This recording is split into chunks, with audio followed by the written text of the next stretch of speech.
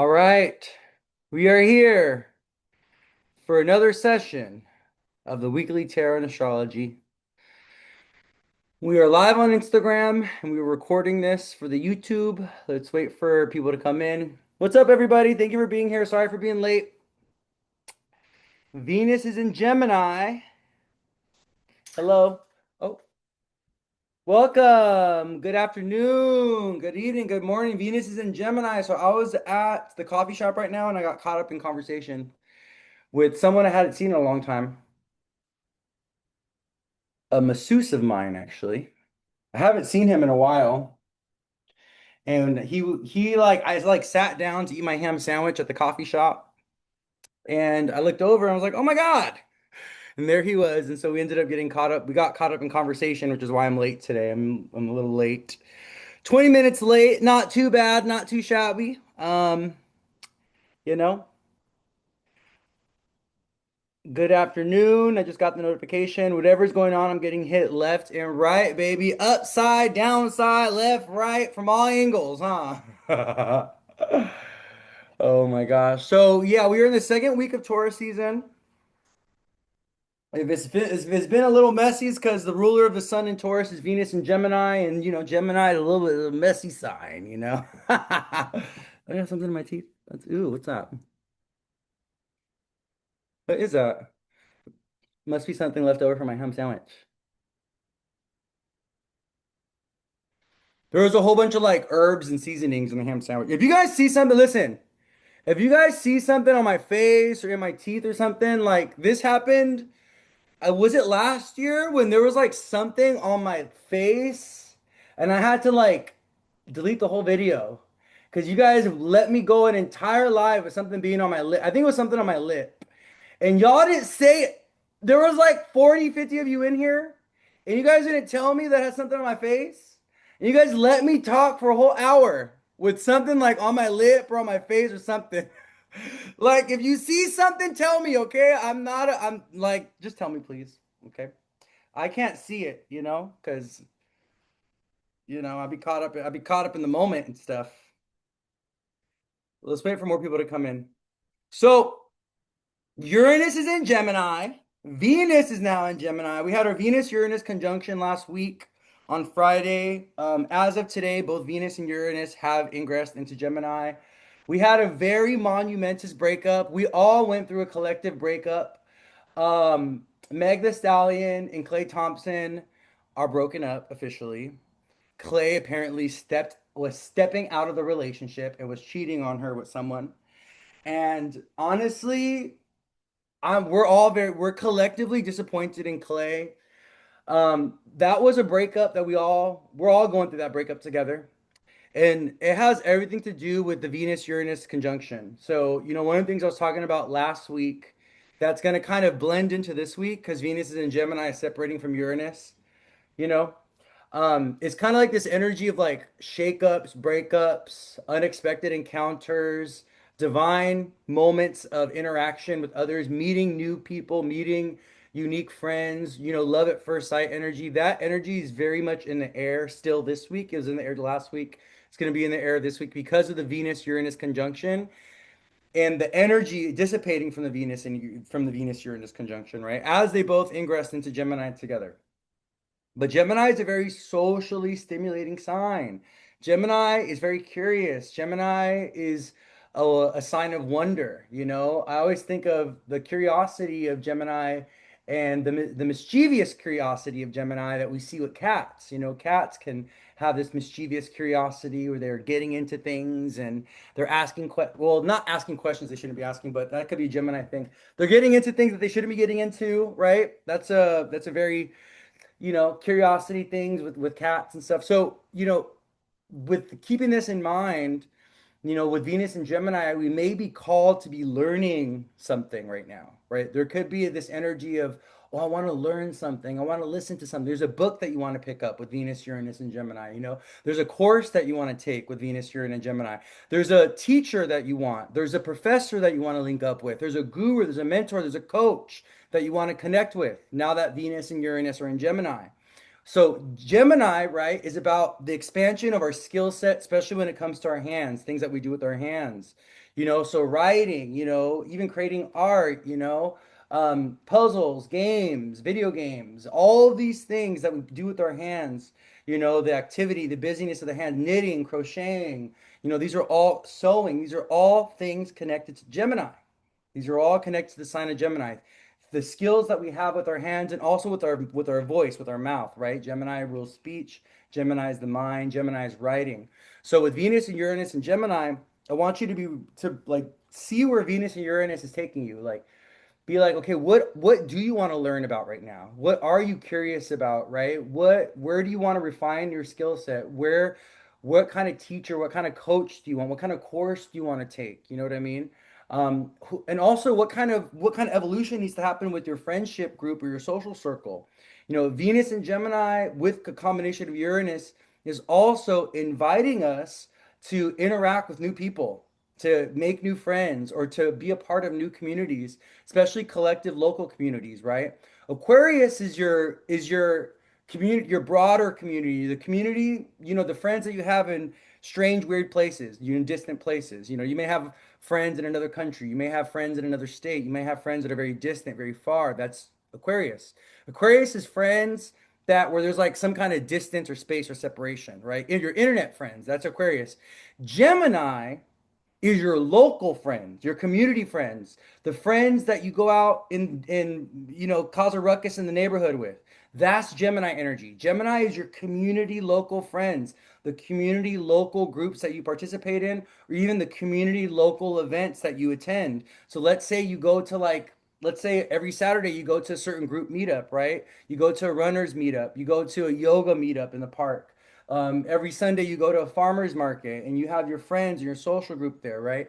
This is what Gemini is about local community connection, your neighborhood, the people that are local to you, okay? Where Aquarius is the distant far people or the people that you have online relationships with or people that are different states, just different countries. So Venus and Uranus and Gemini this week, right? And Venus ruling over the sun in Taurus. So the reason why Venus and Gemini is really important is because the sun is in the sign of Taurus. Taurus is ruled by planet Venus. So the sun is responding to Venus and Taurus. The sun is looking to Venus, its ruler, for direction and for like it's pulling energy from Venus and Gemini, right? So with that being said, this week, um, now with Venus and Gemini this week, we're feeling very chatty. We're feeling very excited. We're feeling very social. We feel like we want to learn something. We're feeling very talkative. Also, yeah, Gemini rules gossip. So someone said more gossip. Yeah, Gemini rules gossip. All right. This is the low vibration of Mercury. Low vibration of Gemini is information that is not true, or information. It's the value of information, right? And also sometimes the danger of information, right? So Gemini doesn't care about the truthfulness of information in particular.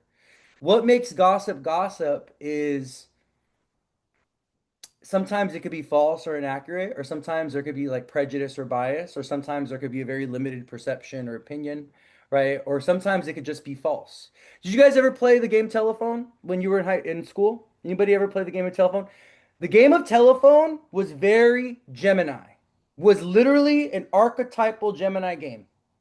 Gemini rules telephones, communication, pagers, your cell phone, that's all Gemini, right? So the game of telephone, the way it would work is one person would start with the phrase, right? And then you would whisper that phrase to the next person, and then that sentence or phrase would get whispered to the next person, and it would go all the way down the classroom. So the last person, right, from the first person to the last person, what was said usually is totally different and totally off. And that's how gossip works. Gossip takes us away from the truth because gossip, Gemini, opposes the sign of truth or morals or integrity or, right, truth, honesty, which is Sag. Jupiter, Sag. Truth, honesty, loyalty, what really happened, right? That's Sag. So we got to be very mindful of the low vibrations with Venus and Uranus and Gemini, the low vibrations of Gemini energy, which is gossip, speaking untruths or spreading information that is false. okay? Or even spreading information that can be harmful, damaging to other people, you know? Sometimes information is true, but information also needs to be protected. It needs to be private, right? And this is one of the things that Scorpios understand very importantly. Why am I bringing up Scorpio? Because I'm a Scorpio, okay? A Scorpio knows the value of information. Scorpio is not going to divulge and tell you everything. There's certain signs that know. Virgo is another one because Virgo has Scorpio in the third house away from its sign. So Virgo and Scorpio, these are signs that are very private. They're very secretive because they know the value of information and they know that information could be damaging. Where we tend to see Gemini being very irresponsible with information, telling information, revealing information, divulging information that can be very harmful or very damaging to the reputation of themselves or the reputation of others, or even sharing information that other people want to keep secret, right? Or other people want to keep hidden for whatever reason. So we need to be very mindful of this low vibration of Gemini energy this week, or in general with Venus and Gemini over the next couple of weeks. Of gossip, we don't want to be gossip. We don't want to gossip. Gossip is not good for your karma. It's not good for the spirit. It's not good for the soul. Um, Gossip is a very low vibrational energy. Okay. Speaking negatively or speaking untruths about other people or talking about other people is something that you want to abstain from. If you can, wholehearted. It's really hard though, because we live in a culture that of gossip. All like television today is gossip culture. Celebrity culture is gossip. Tabloid culture is all gossip culture. All that's very low vibrational. It's very negative. It's not good for the spirit. It's not good for the soul. You never want to speak things. You do your best to not talk about other people. Okay.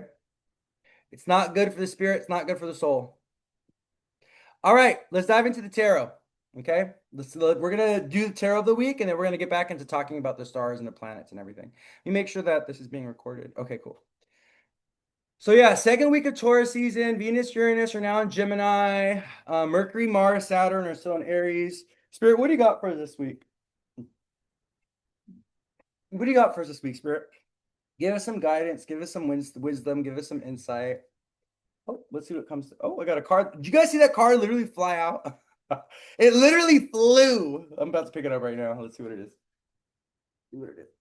The Five of Wands. Oh, Lord Jesus. Who are we fighting? Who are we fighting? What are we angry about?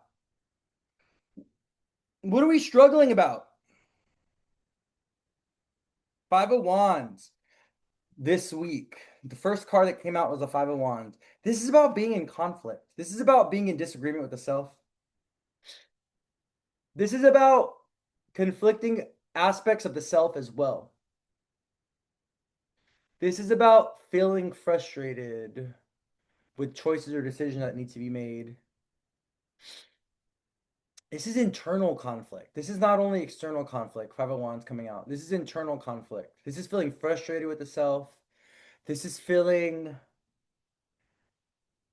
like I want to do something. I don't know what to do though. I know that I need to do something, or I feel like I should be doing something. I want to do something, but I'm like frustrated because like I don't know what to do, or I feel stuck, or like, it's like this kind of energy. Um, Spirit is saying with the Five of Wands,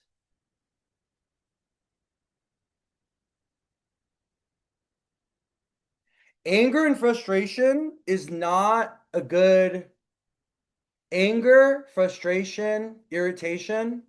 These energies shut us down. They're not they're not energies. Okay, it's really interesting. So, okay, let me slow down. Hold on.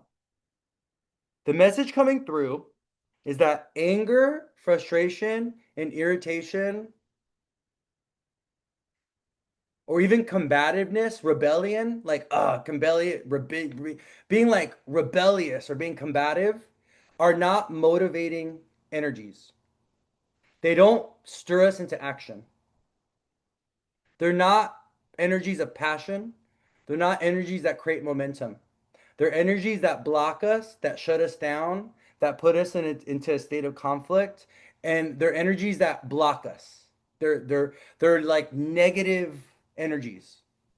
So Spirit is saying like we gotta let go of this like energy of like frustration or irritation this week. We gotta let go of this like anger and this rage. Like, what are we mad about? Like, and what are we mad at ourselves about? Like, what are we disappointed about our? It's like we're mad at ourselves. We're hitting our. It's like beating ourselves with a stick. You know, it's like this self-punishment. It's like I don't know what this energy that's coming through at the Five of Wands is kind of like this energy turned in towards the self. This like rage or anger or frustration that's turned in towards the self. And this in spirit is saying like grace, compassion with the self, softness with the self, patience with the self. Like letting time do its thing, letting things grow or letting things move in the way that they should move, right? There's this energy with the Five of Wands coming through that like I have to fight or have to struggle for like my goals or my dreams or my ambitions. No, you don't. No, you don't. Not everything is like you know, hacking weeds through the forest. Not that's not how life has to be. Not success, ambition, career, relationships don't have to be like this. Don't have to feel like this. Not everything is a struggle. Not everything is a fight. Not everything is a war. That is your perception. That is your trauma. If you want it to be that way, it will be. But that's a perspective.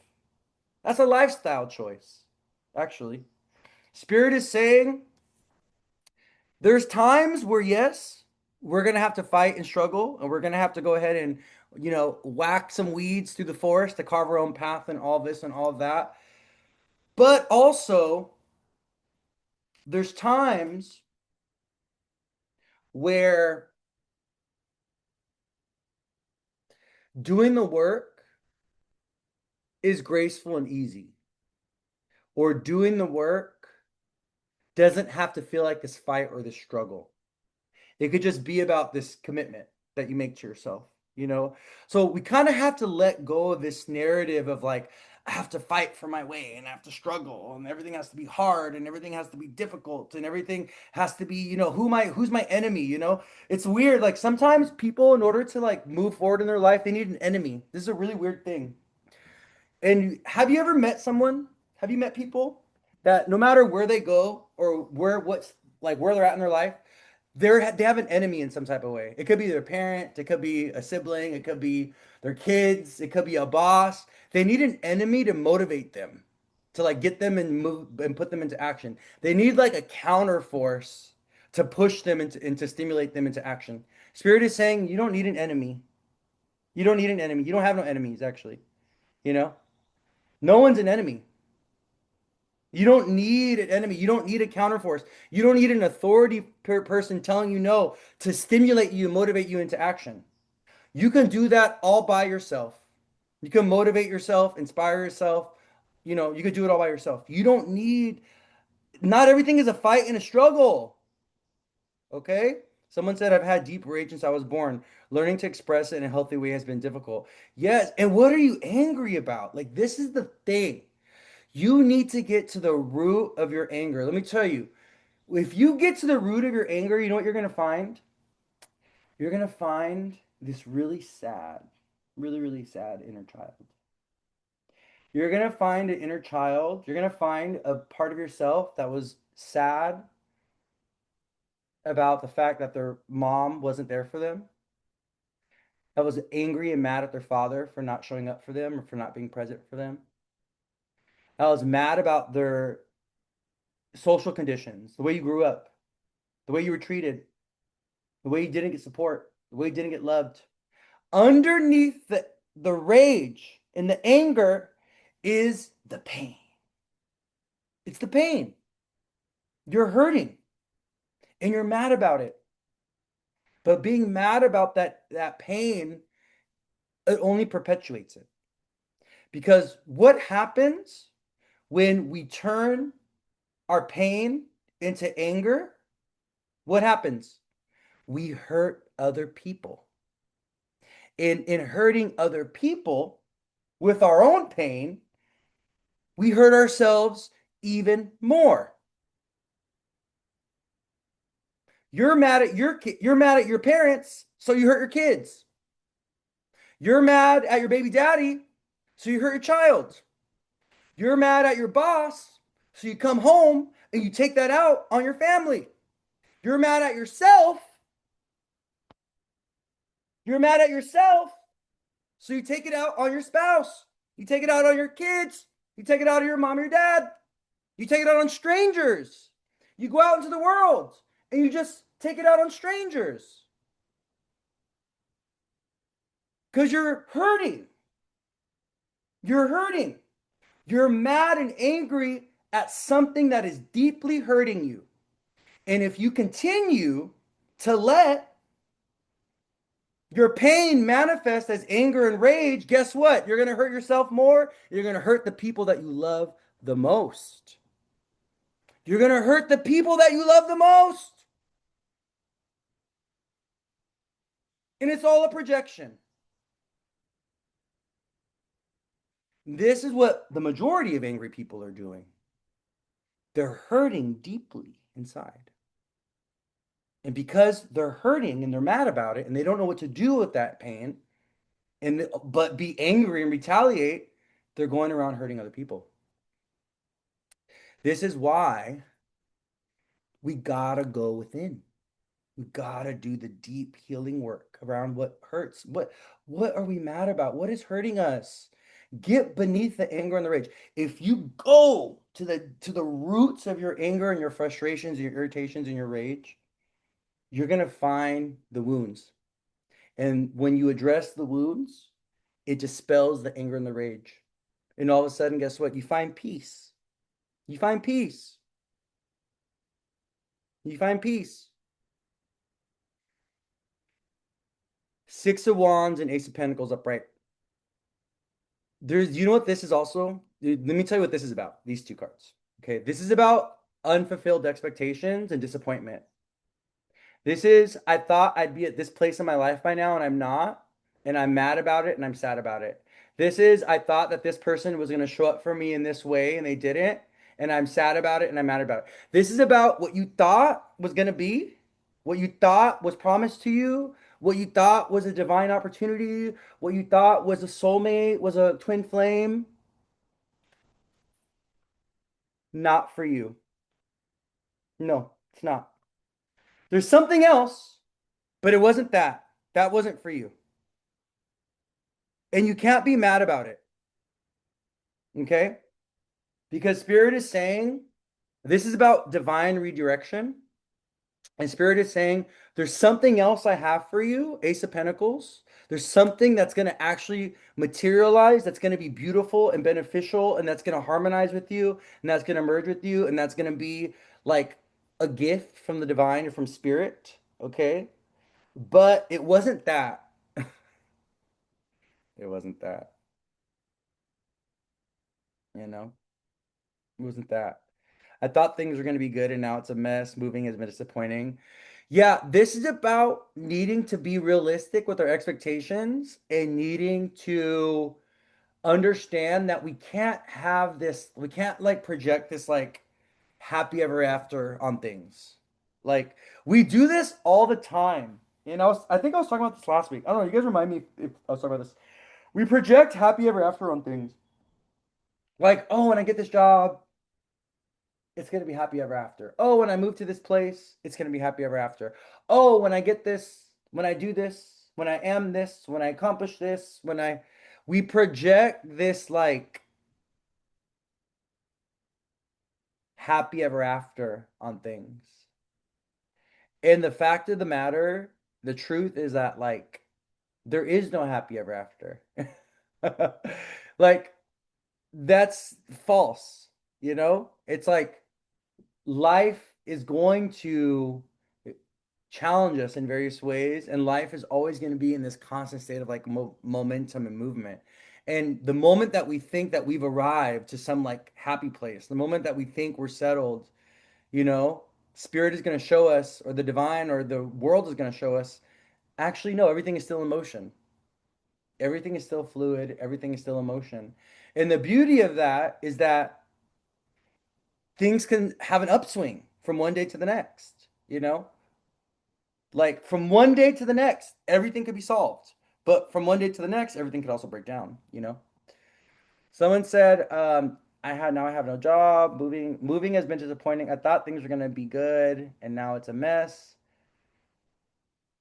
Now I have no job. Well, I wouldn't worry too much about the no job thing because I mean I got the Ace of Pentacles here, so I don't know. I feel like the Ace of Pentacles is showing me that there's people that are going to be getting new opportunities, and we're going to see this week, but we're going to see some kind of offer coming through for people, or even people kind of like moving forward or stepping through a gateway or stepping through a portal in some type of way. I like the Ace of Pentacles for me is a portal card, is a gateway card. And anybody know why, looking at the card, why would I say that this is a card that is a gateway card? Or why is this a card that's like a portal card? Or this is a card that indicates we're kind of like stepping into like a new chapter. We're stepping into like a new timeline. What do you think about this card that gives kind of stepping through a portal, going through a door, going through a gate? I'm making it very obvious. Look at it. Look at it. There's literally a little gate. Look at this. There's literally a walkway with a gate. Do you see that? It's literally this is a card of like going through a new door. But you know what I call this card? I call this the Secret Garden card. Have you guys ever seen the movie The Secret Garden? Oh, you should go watch it and watch the original. I watched the original on a plane. I think I watched it when I was on my way to Bali. And the old version, the one from like the 70s or the 80s, it had me in tears because to me, this card tells us that there's a secret garden available to all of us. There's a secret garden available to all of us. And we all have this kind of like idea that there's like this place, there's this place, there's these goals, there's these dreams, there's this future where there's like, it's like our secret garden. It's like everything's going to be perfect. Everything's going to be figured out. Everything's going to be gorgeous and beautiful. And yes, that's true. Yes, that is possible. But it's also the fact that, like, in order for us to move into that energy, a lot of times we do have to walk through a gate or walk through a portal. We have to step into another world. And so, you know, in as much as being in a secret garden is like a beautiful thing, you're also leaving behind a certain world, a certain place, a certain person that you've been, right? And this tells us a lot. Like the message I have coming through right now with the Ace of Pentacles is like a lot of times to like manifest the better life or the upgrade or to manifest like the new beginning or whatever, you have to leave something behind. Like you don't get to bring it things with you. And I even think like the Fool card, I even think like the Fool card sometimes tells us this. Do you guys know the Fool card? The Fool card is card number 0, the major arcana. It's this guy who has a little knapsack. He's like stepping off of a ledge with his little white dog, and he has like a little knapsack, you know? And because the knapsack, the tiny little knapsack that he has on his back, tells us that a lot of times when you're going on a new beginning or you're embarking on a journey, you can't take nothing with you. You're going to take only the essentials, only the little things. You have to leave most of what you've known or most of what you've had or most of who you've been behind. And that's what Spirit is saying. And there's like a little bit of like Spirit is saying like we're a little attached. We got some attachments to things of the past. Someone said fears or mindsets, beliefs. Yeah, we got to kind of like let go of, and sometimes our attachments is like we're attached to our family, we're attached to the beliefs or the mindsets, we're attached to the fears, we're attached to our own self-imposed limitations, or we're attached to a certain version of ourselves that doesn't allow us to outgrow that version of ourselves. Like we have a certain we have a certain ego identity conception of ourselves in our own mind that doesn't allow us to outgrow it, right? So that's why you can't be too attached to your identity. You can't be too attached to who you are. You can't be too attached to like even your name, your family. You can't be too attached to these things because a lot of times, like when you are ready to grow, when you're ready to outgrow your current life, your current self, or whatever, the first thing that Spirit's going to ask you to do is to detach and leave that old thing behind so you can pick up the new thing, you know? It's like, oh, you want these new friends, you gotta let go of those old friends, you know? Oh, you want this new lifestyle, you gotta let go of that old lifestyle. Oh, you want this new like soul family, we gotta let go of that old family, you know? Oh, you want this new like career path, this new job, this new whatever. Oh, you gotta let go of that old career path, the old job, you know? A lot of times, like the new thing won't start until you release the old thing. You know, you can't because you're already holding on to something. So how are you going to pick up anything new if you're already holding on to something? You know? So that's why Spirit is saying like some of y'all are like being real wishy-washy with Spirit. You're being real wishy-washy with yourself. Two pentacles in reverse, two of swords upright, six of cups in reverse. Like there's this like nostalgia for the past and this like longing for the past and I want to go back to the 90s, you know, why can't we go back to like simpler times? I want to go back to pre-COVID. You can't. You can't. There's no going back to pre-COVID. There's no going back to the 90s. There's no going back to early 2000s. There's no going back to your high school years. You can't. Life is one direction. It moves forward. And you better get the fuck going on. You better get on going on. You better start moving forward with it. There's this energy of like we gotta let go of the past. Spirit is like you let go of the past. What are you looking back there? There's nothing back there for you. You keep going and checking the trunk and expecting something new, baby. Why are you checking? There's nothing in the fucking trunk. Get in the fucking driver's seat. Get on the freeway. Get on the 101. Take do your little dips off of PCH. There's nothing in the back seat for you. There's nothing in the trunk, my love. Cars go forwards. Why are we in reverse? Why are we expecting something new from old shit that's already worn down? We already know what it is. We already know what it feels like. We already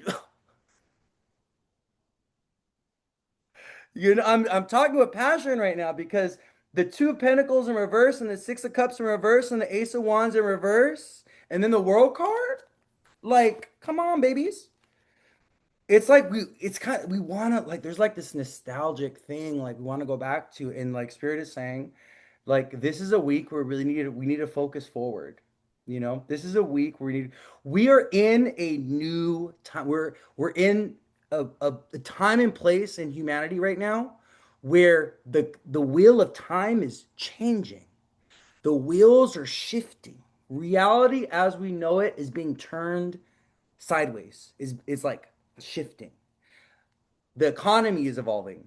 Government is evolving. Education is evolving. Humanity is evolving. Science is everything is evolving at a very rapid pace right now. And we need to step through the portal. We need to be a part of this. We can't go back to pre-COVID, my loves. We can't go back to the 90s. There's none of this energy of going backwards. You know, we got to imagine the future that we want to build together. Okay? So Spirit is saying this week, two of swords upright, two of pentacles in reverse, six of cups in reverse. Get clear with your values. It's Taurus season. What do you value? What's important to you? Okay, get clear with your values. Also understand what doesn't value you. If it doesn't make you feel worthy, if it doesn't make you feel cherished and valued, if it doesn't make you feel appreciated, I was ready to say penetrated. Oh, if it doesn't penetrate you, what are we doing? Okay, if it's not aligned with your values, if it doesn't make you feel valued, if it doesn't make you feel worthy, if it doesn't make you feel beautiful, if it's not making you feel cherished, if it's not making you feel, if it doesn't make you feel sacred, if it doesn't make you feel special, why are we doing it? Why are we investing our time and our energy in that thing, you know? And if it isn't penetrating you right, what are we doing? Okay? What are we doing? Like we gotta learn how to let go. And I was talking about this last week actually. The process, like we gotta develop our own process of like letting go, you know. You're right about that. You know what I mean? Um, a few other things I want to say. We're gonna talk about this when we get to the week ahead. I'm gonna tell you, there's been a lot of wounds and a lot of emotion coming up with people. A lot of what hurts. Oh, what hurts has been coming up for people. And this is because we've been in a new moon in Aries cycle that was conjunct Chiron. So there's been a lot of woundedness around ego, identity, around the self, around our power, our will, you know. There's also been a lot of woundedness around anger and like authority, like how we express our anger or power or even like irritation, frustration. There's been a lot of woundedness, people having addressed deep wounds associated with their anger and their frustration, you know, deep wounds associated with their sense of powerlessness or the confusing relationship they have with their self or their ego, right? Or this like identity that they feel very confined with, or they're in rebellion against. Like, I don't want to be this person anymore. I don't want to I don't want to play these roles anymore, right? Like, so hold space for that.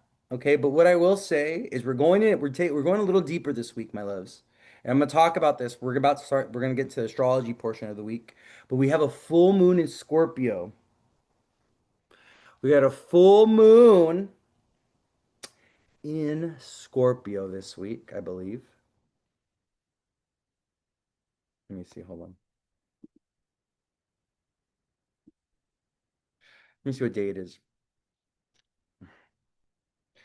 And let me tell you, that full moon in Scorpio that we have coming up is going to be digging in deep, beloveds. It's going to be digging in deep. It's going to be digging in deep. Let's see what degree it's at.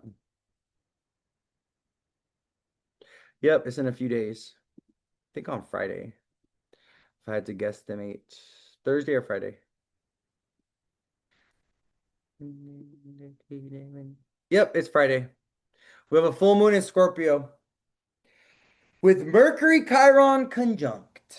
We have Mercury at 27 Aries and Chiron at 27 Aries on Friday, the day of our full moon. So there's going to be a lot of emotion coming up this week. We're going to be building up into it. A lot of stuff associated with relationships and partnerships this week as well.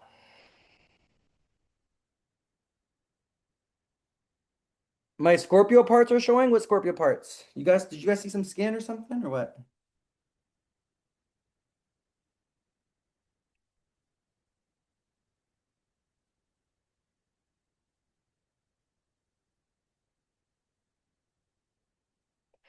Um,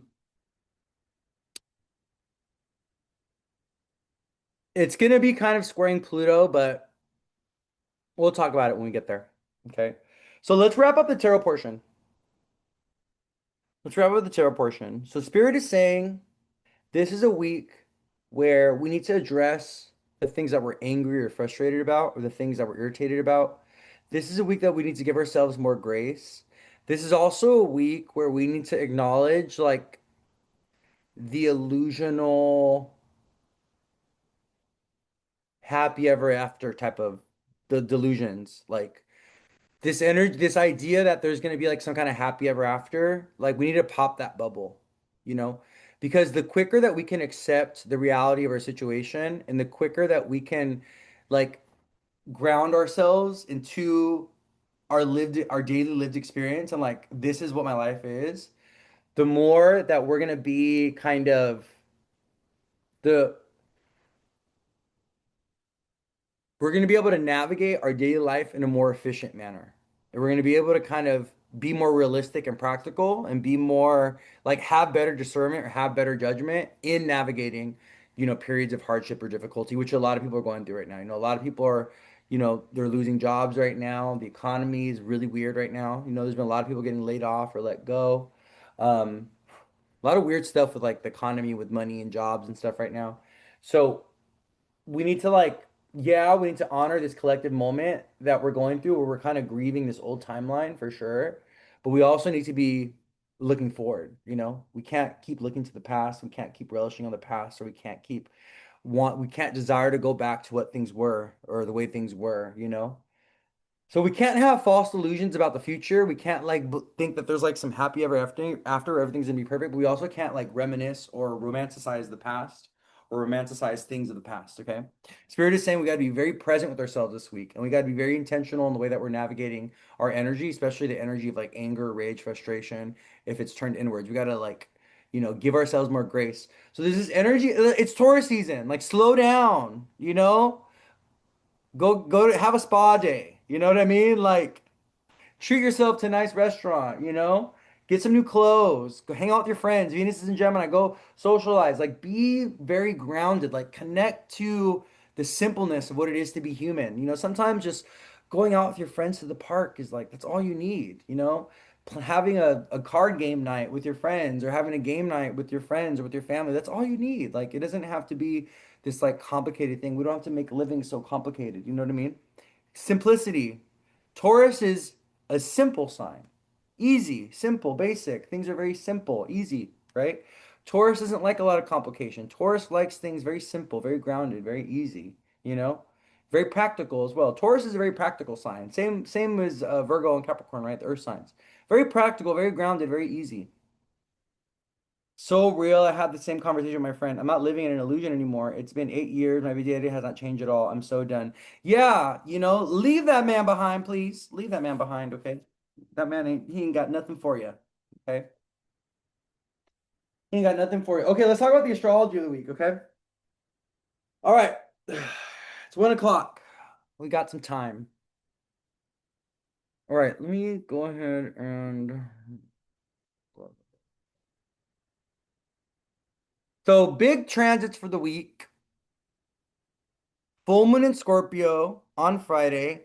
Uranus is at 0 degrees Gemini now. Venus is in Gemini. We are going to have a Jupiter. Oh, that's not happening till next week. A Jupiter Mars Scorpio. That's not happening till next week. Yeah, the main big one is like pretty much Mercury goes into Taurus.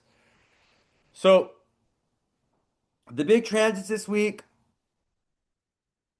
Mercury moves into Taurus on Sunday, May 3rd, and then we have a full moon in Scorpio on Friday. And this is our second week of Taurus season. The nodes are now at 5 degrees, which is a Leo degree. So, Leo things are probably going to be showing up for people now that the nodes are at 5 degrees. The nodes are almost out of Pisces and Virgo, thank goodness. So, mutable signs are wrapping up the last of their karmic experiences with the nodes in Pisces and Virgo. Um, we do have Venus squaring the nodes this week. Let me see. Hold on. Let me go to that day. Or did it already happen? Today's Monday, right? Oh, it's tomorrow. Yeah, Venus is at 4 today. So Venus goes to 5 Gemini and she's going to be squaring the nodes. So with Venus squaring the nodes, like that transit building up tomorrow till tomorrow and then dissipating over the next like through Wednesday and Thursday, it's kind of like a time for karmic shifts or karmic changes associated with relationships, especially for mutable signs, Pisces, Virgo, Gemini, Sag. Venus in Gemini is very important for the mutable signs, Pisces, Virgo, Gemini, Sag, especially if you have your rising in a mutable sign or if you have your sun or your moon in a mutable sign. Um, because Venus is squaring the nodes. And the nodes have a lot to do with fate and destiny and karma. The nodes, they either bring things together, they pull things into our life, or they release things and they clear things out and they have us like let things go. So this week, with matters of like love, friendship, connection, money, resources, Venusian things, beauty, art, your fashion sense, whatever, also Venus and Gemini, your relationship with your siblings, aunts, uncles, cousins, extended family, those things, especially for mutable signs, are kind of like could be at a karmic crossroads or there could be like a karmic turning point with those relationships or with things related to Venus because Venus is squaring the nodes. Okay, squaring the North Node in Pisces and the South Node in Virgo. Um, and there's like it's like also about kind of like karmic destiny points in like the choices that you're gonna make, certain decisions that need to be made. Um, Gemini is ruled by Mercury. Mercury is the planet of decision making and choices. And so when a planet squares the nodes, that planet is getting karmically checked for whether or not you are kind of doing similar past, like not past life, but kind of like these like negative karmic patterns that you're kind of stuck in, which is like the south node, or if you're like changing and doing something different, which is like the north node, you know? So with Venus squaring the nodes, you know, the nodes are checking out on Venus and they're kind of asking her, okay, are you gonna like be dating the same old people? Or are you gonna still keep the same patterns in the way that you relate to others? Are you still gonna be, showing up in your friendships and all your relationships like the same way? Or are you gonna try something different or do something different, you know? But also there can be just a cosmic filtering of social connections or people coming in where there's also people like exiting or leaving. That's sometimes what happens when Venus squares the nose is like we have new friends come in or new people come in, or even like we see some kind of growth or some kind of advancement with certain relationships, where other relationships will kind of like fall away or dissipate or will exit. So just be very mindful of this with Venus squaring the nodes this week. She makes the exact square to the nodes tomorrow on April 28th. She's going to be squaring the nodes exactly. But the other beautiful thing that's happening tomorrow is the moon goes into Libra, and the moon in Libra is actually going to be forming a trine with Venus tomorrow as she squares the nodes in a grand trine with Pluto. So we're going to have Venus at 5 degrees Gemini, Pluto at 5 degrees Aquarius, and the moon in Libra tomorrow around 1 p.m. Pacific time, at 5 degrees Libra. So we're gonna have this beautiful grand air trine in the sky. But what I do want to say is Venus trine Pluto is about transformative healing experiences when it comes to relationships. It's a trine. So this is a transit. Pluto is kind of helping Venus transmute and heal. The moon in Libra, ruled by Venus and Gemini. The moon, Venus, and Pluto, all in this beautiful grand air trine. Okay? This is also a week, especially Tuesday, Wednesday, Thursday, as the moon is in Libra with Venus and Gemini, of talking about our issues, talking about our problems with people. We're going to feel very socially stimulated. We're going to feel very communicative this week. We're going to feel very bold in the way that we communicate. There's things that we want to say, there's things that we want to talk about. There's also questions that need to be asked this week. You need to know something. There's a question you need to ask somebody this week. There's information that you want to seek.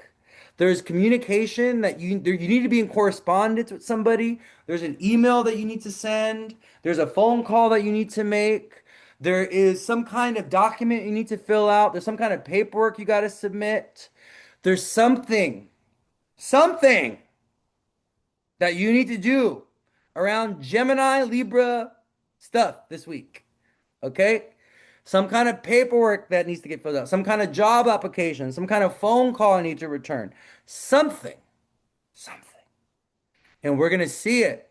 You're going to feel it Tuesday, Wednesday, Thursday as the moon is going through Libra, trining Venus, trining Pluto. Okay? Someone said job applications.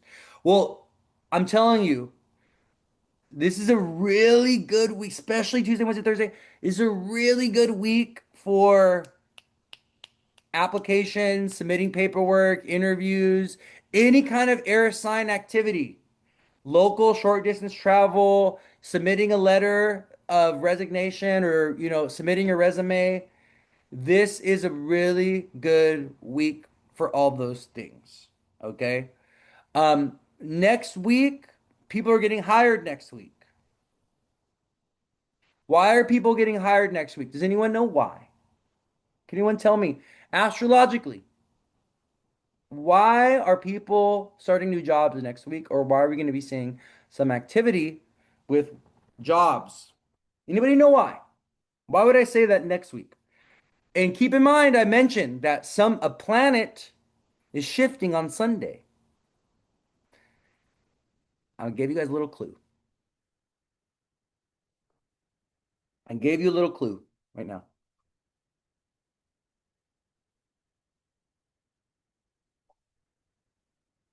Anybody know why?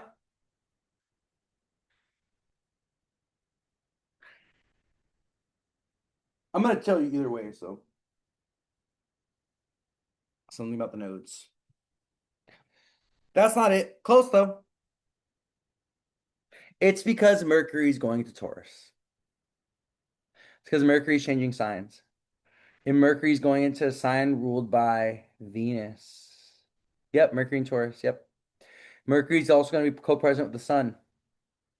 So Mercury going to Taurus is going to be really good for Mercury's entering a sign that he likes to be in. Mercury likes being in earth signs, actually. Mercury has a shared triplicity rulership in earth signs. So Mercury loves being in earth signs and he likes being in air signs.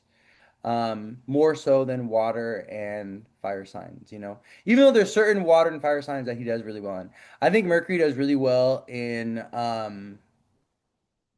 Scorpio and Aries. I think Mercury has a really interesting relationship with Mars. I think Mercury does really well in Mars signs, like Aries and Scorpio. I think people that have Mercury and Aries and Scorpio, they have a little bit of an edge to their Mercury, but Mercury seems to function all right in Mars ruled signs.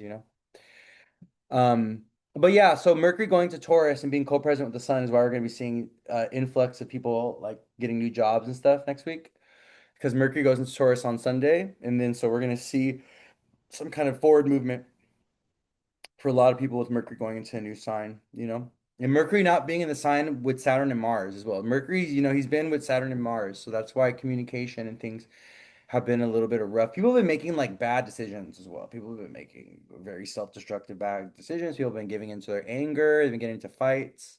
The Five of Wands came out last week, I think, too, or the week before, and it came out again this week. And so it's because Mercury's been in Aries. So Mercury and Taurus is gonna bring like peace and calm. Mercury and Taurus is a way more grounded, calm, stable place for Mercury. Mercury he chills out when he's in Taurus, where he's in Aries, where he's very feisty and he's very irritated and he's agitated and he's vocal. Mercury and Taurus is more chill, more laid back. So Mercury and Taurus is gonna kind of shift the energy. Um, of our mind. It's going to be a much more peaceful. It's a much more peaceful placement for Mercury as well. Like our nervous system is not going to be feeling so hot and spicy. We're not going to be feeling so irritable. We're going to be feeling much more grounded, much more sensual, more, connected to the body, connected to earth. Things will kind of slow down. Things will slow down with Mercury going to Taurus on Sunday. Okay. But yeah, it's a really good time for jobs. So Tuesday, Wednesday, Thursday, right? Especially Tuesday, Venus trine the moon in Libra and Venus trine Pluto.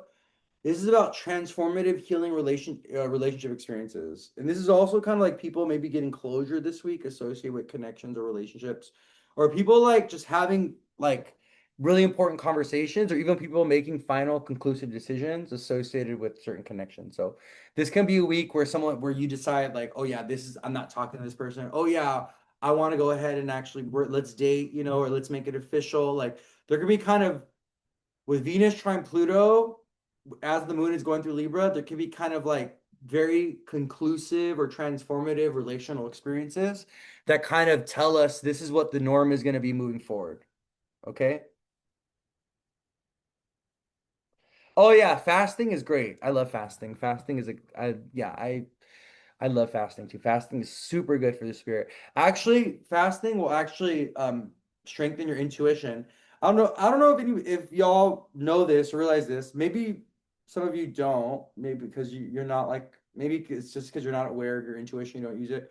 But when you actually fast, your intuition gets a lot stronger. Because the body is less dense. So this is also why, not eating meat or abstaining from meat will also expand your spiritual gifts or will actually strengthen your intuition because meat is a very dense substance. It's very dense, and dense food weighs the body and the spirit down, and it um brings us closer to earth. It brings our spirit and our soul and everything closer to earth, which weakens our intuition. So if you want to strengthen your intuitive spiritual gifts, not only should you be fasting regularly, but you should also consider a diet that is either pescatarian or vegetarian.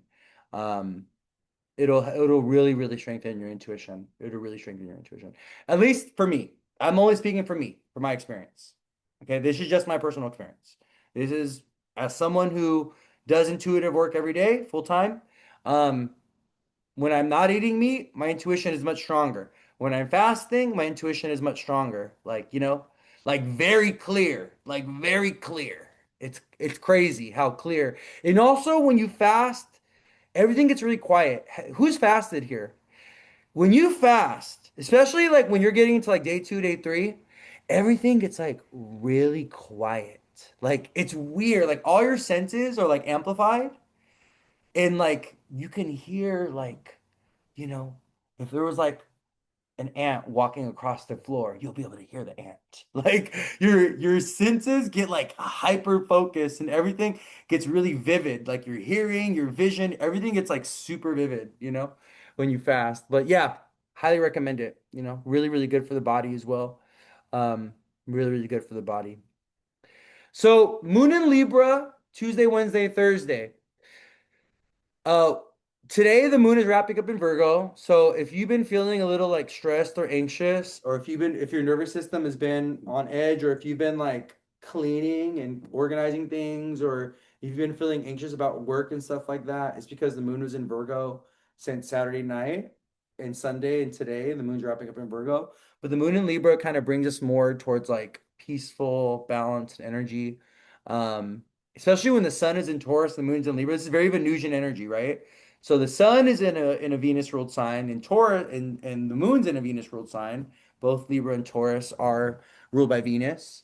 So there's a lot of Venusian energy in the air this week, from Tuesday to Thursday, especially as the moon is going through Libra. Okay.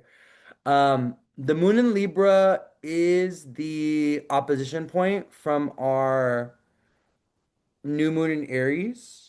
So the moon in Libra can bring up some wounds or some frustrations associated with relationships or power. Um, Tuesday, Wednesday. Yeah, because not only is it completing our new moon in Aries cycle, which was conjunct Chiron, but the moon in Libra also is opposing Neptune, right, on Tuesday and Saturn. And then on Wednesday, the moon in Libra going to the middle degrees opposes Mars, right? So moon in Libra opposite Mars in Aries, that's a domestic dispute transit. That's an argument, a fight transit. That's a breakup transit. That's like an asserting your power transit. That's like a calling out injustice transit. That's like a defying authority transit. That's like a car accident transit. That's like getting your blood drawn transit. Okay. Like all those things. Got to go to the doctor and get your blood drawn. Moon and Libra opposite Mars and Aries. They might think you're a diabetic, something like that's like getting your kidneys filtered transit. Okay. Going and getting what is that called when people go and get their kidneys? They get put on a dialysis. Yeah, Moon in Libra opposite Mars and Aries is a dialysis transit. Libra rules the kidneys and Mars rules the blood. That's a bloodshed transit. Yeah. That's like let me call my lawyer. You'll be hearing from my lawyer. Moon and Libra opposite Mars and Aries. You're going to be hearing from my lawyer. I'll see you in court. That's like that. Okay. That's that transit. So just be mindful of that. Okay. But Moon opposite Saturn tomorrow, though, is kind of heavy. That's more about responsibility, obligation. That's more about your expectations, limitations. Moon opposite Saturn tomorrow can be about hardship and difficulty or even delays or cancellation. So I just want you guys to be aware of this, okay? So tomorrow, because of Saturn's influence, let's say you have an appointment that gets canceled. Let's say you get stuck in traffic, so you're late to work. Like, let's say, you have to call the government. You got to call to call on your benefits or to call on unemployment or something. That's moon opposite Saturn. Those are all Saturn things. So that's tomorrow. Okay. But tomorrow can feel emotionally heavy, or we can feel, if we have some like rejection wounds associated with someone, like, oh, they rejected me, something like that. Um, I always do that. Like, I always do that. Anyways, yeah, that could come up tomorrow with the moon in Libra opposite Saturn Aries. He doesn't love me. Oh, he didn't choose me.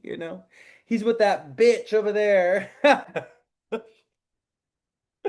So listen, he's for the streets, okay? Venus and Gemini, okay? He's for the streets. He works for UPS. He's a driver. He drives FedEx. Okay? He's he bikes to work. He's literally for the streets. He works on the streets every day. So why are you trying to turn a street man into a husband? You can't do it. He's for the streets. He's 40 and he's still skateboarding. He's 39, 40 years old, and the man is still wearing his etnies. He's got his baggy dickies on, okay, with the slip knot t-shirt and a backwards baseball cap, and he's skateboarding. He still skateboards to the liquor store. He don't even have a car. The only car he drives is at UPS or at FedEx when he's working at Amazon. He's for the streets. Okay, you're gonna go drop, and then you're picking him up from his job at CVS. You're dropping him off at AM PM in the morning at his job. You're dropping him off at his job that only, and he's off at 1 or 2 o'clock because he can only work 4 or 5 hour shifts. Okay. Listen, he can only do 4 or 5 hour shifts. God forbid he has an 8 hour job. God forbid he's full time somewhere. Okay, that man, his ADD don't allow him to focus for that long. Okay, it's just Venus and Gemini stuff. She said I have the opposite problem. No one is good enough. Well, baby, yeah, that's a Leo problem. Mrs. If you listen, if you got a combination of Leo and Virgo in your chart, is anybody ever going to be good enough for you? No. Jesus himself could propose to you, and you'll be like, Jesus, you need a shower. We're not getting married in those fucking sandals. You look a little messy. Clean it up. Wait, you don't have a career? You're not making money? Jesus himself. And you'll still find something. You'll still find something to critique. The combination of Virgo and Leo. The only reason why I'm bringing that up is because Miss Adena here, she has the combination of Virgo and Leo in her chart, and I know her chart very well. So, is anybody ever going to be good enough for you? No, no one. No. Mm-mm. That person that you think that you have in your head is a delusion. It's not real. That perfect person is all in your head, my love. That is not a real person. Jesus himself, it wouldn't be good enough for you. Okay? Because why? He's still broke. Right? You'd be looking at Jesus like, Jesus, I'm sorry, but you too broke for me, buddy. I can't. Not with those sandals and those feet and those toes. You need a petty. You need a manny. You need a bachelor's. You need a degree. You need to educate yourself. Can't do it. You're you're the savior and all, and we love that for you, but you're not good at saving money, it looks like. Your beard is too long. Your beard is too long. Trying to give him some nair, for those hairy arms and those hairy legs. Because Jesus was either Jewish, he was Muslim, but I'm gonna tell you right now, Jesus was a very hairy man. Okay, every time I've seen Jesus in my mind's eye, the man is hairy as fuck. He's very hairy. Okay, he's got hairy arms. The man is just full of hair. Okay, we have this like watered down version of Jesus that we no. Jesus was a hairy man, very hairy. Okay. He was either Muslim or Jewish. Okay, he was full of hair. Hair as thick as wool. What do they say? Hair as thick as wool.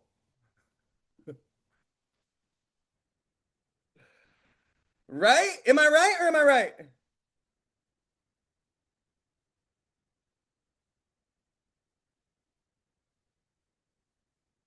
Telling you. Anyway, let's get back to astrology. You guys are having me go on tangents. So, Let me see what Mars is doing this week. Hold on. Let me take a look at. We have Mars going through Aries. He's like in the middle degrees of Aries. That's Mars doing this. We have a Mars Jupiter square that's building. Let me see when it perfects. Oh, it's not gonna be till next week. We have Mars building into a square with Jupiter. And Mars is in a superior position to Jupiter.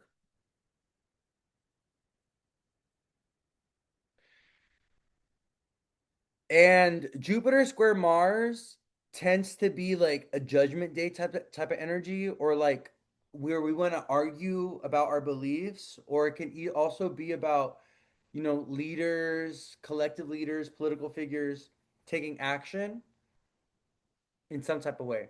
The breakup transit is already happening. It's been in the air. The breakup transit was last week on Friday when Venus and Uranus came. Well, actually, I think it was Thursday that they came into conjunction. Then Venus went into Gemini on Friday after the Venus Uranus conjunction. That was at 29 degrees Taurus on Thursday. Venus went into Gemini on Friday, and then Uranus went into Gemini on Saturday. So we still have Venus and Uranus kind of hovering around each other for the next few days. So that is the breakup transit though. Venus conjunct Uranus or Venus transit Uranus, especially at 29 degrees. And the big collective breakup that we went through was with Megan and Clay, right? So that was the big breakup. That was the big Venus Uranus thing that we collectively experienced was Megan and Clay breaking up. And they both got a Leo moon. It's really interesting because I was looking at the astrology of that day, and the moon is in Leo, right on her Mars, and also transiting his Leo moon. They both have a Leo moon.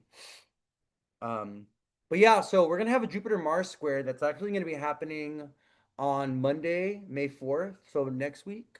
And Jupiter is the planet of like morals and ethics, but Jupiter is also the planet of judgment. He has a lot to do with the law. He also has a lot to do with like, courts and legal matters.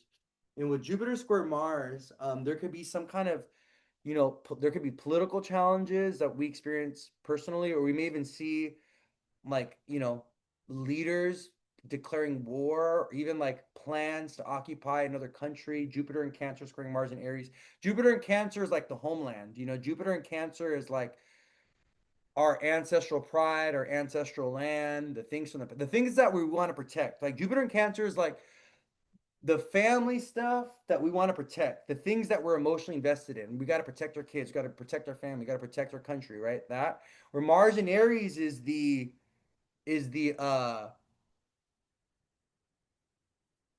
Mars in Aries is like the general declaring war, or even like you can even say the king, the president, the whatever that wants to occupy, that wants to conquer. So Mars in Aries is like the conqueror energy.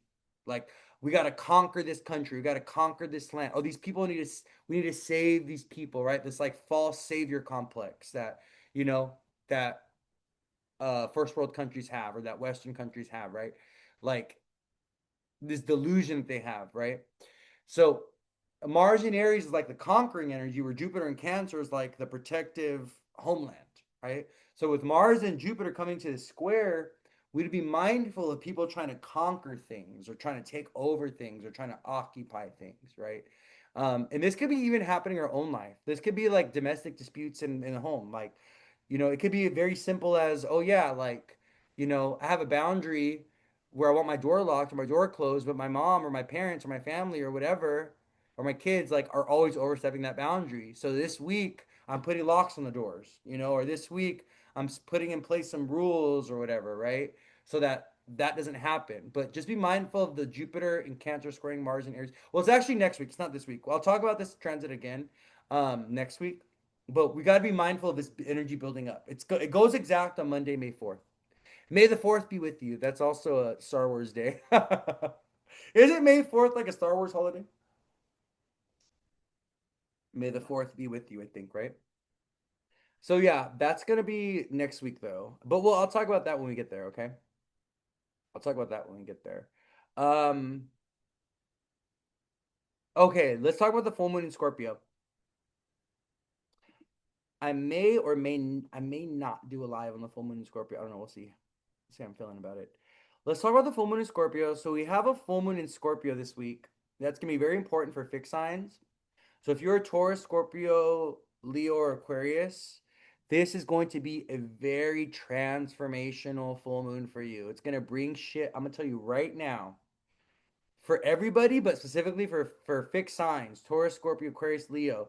This full moon in Scorpio on Friday, May 1st is going to stir the pot.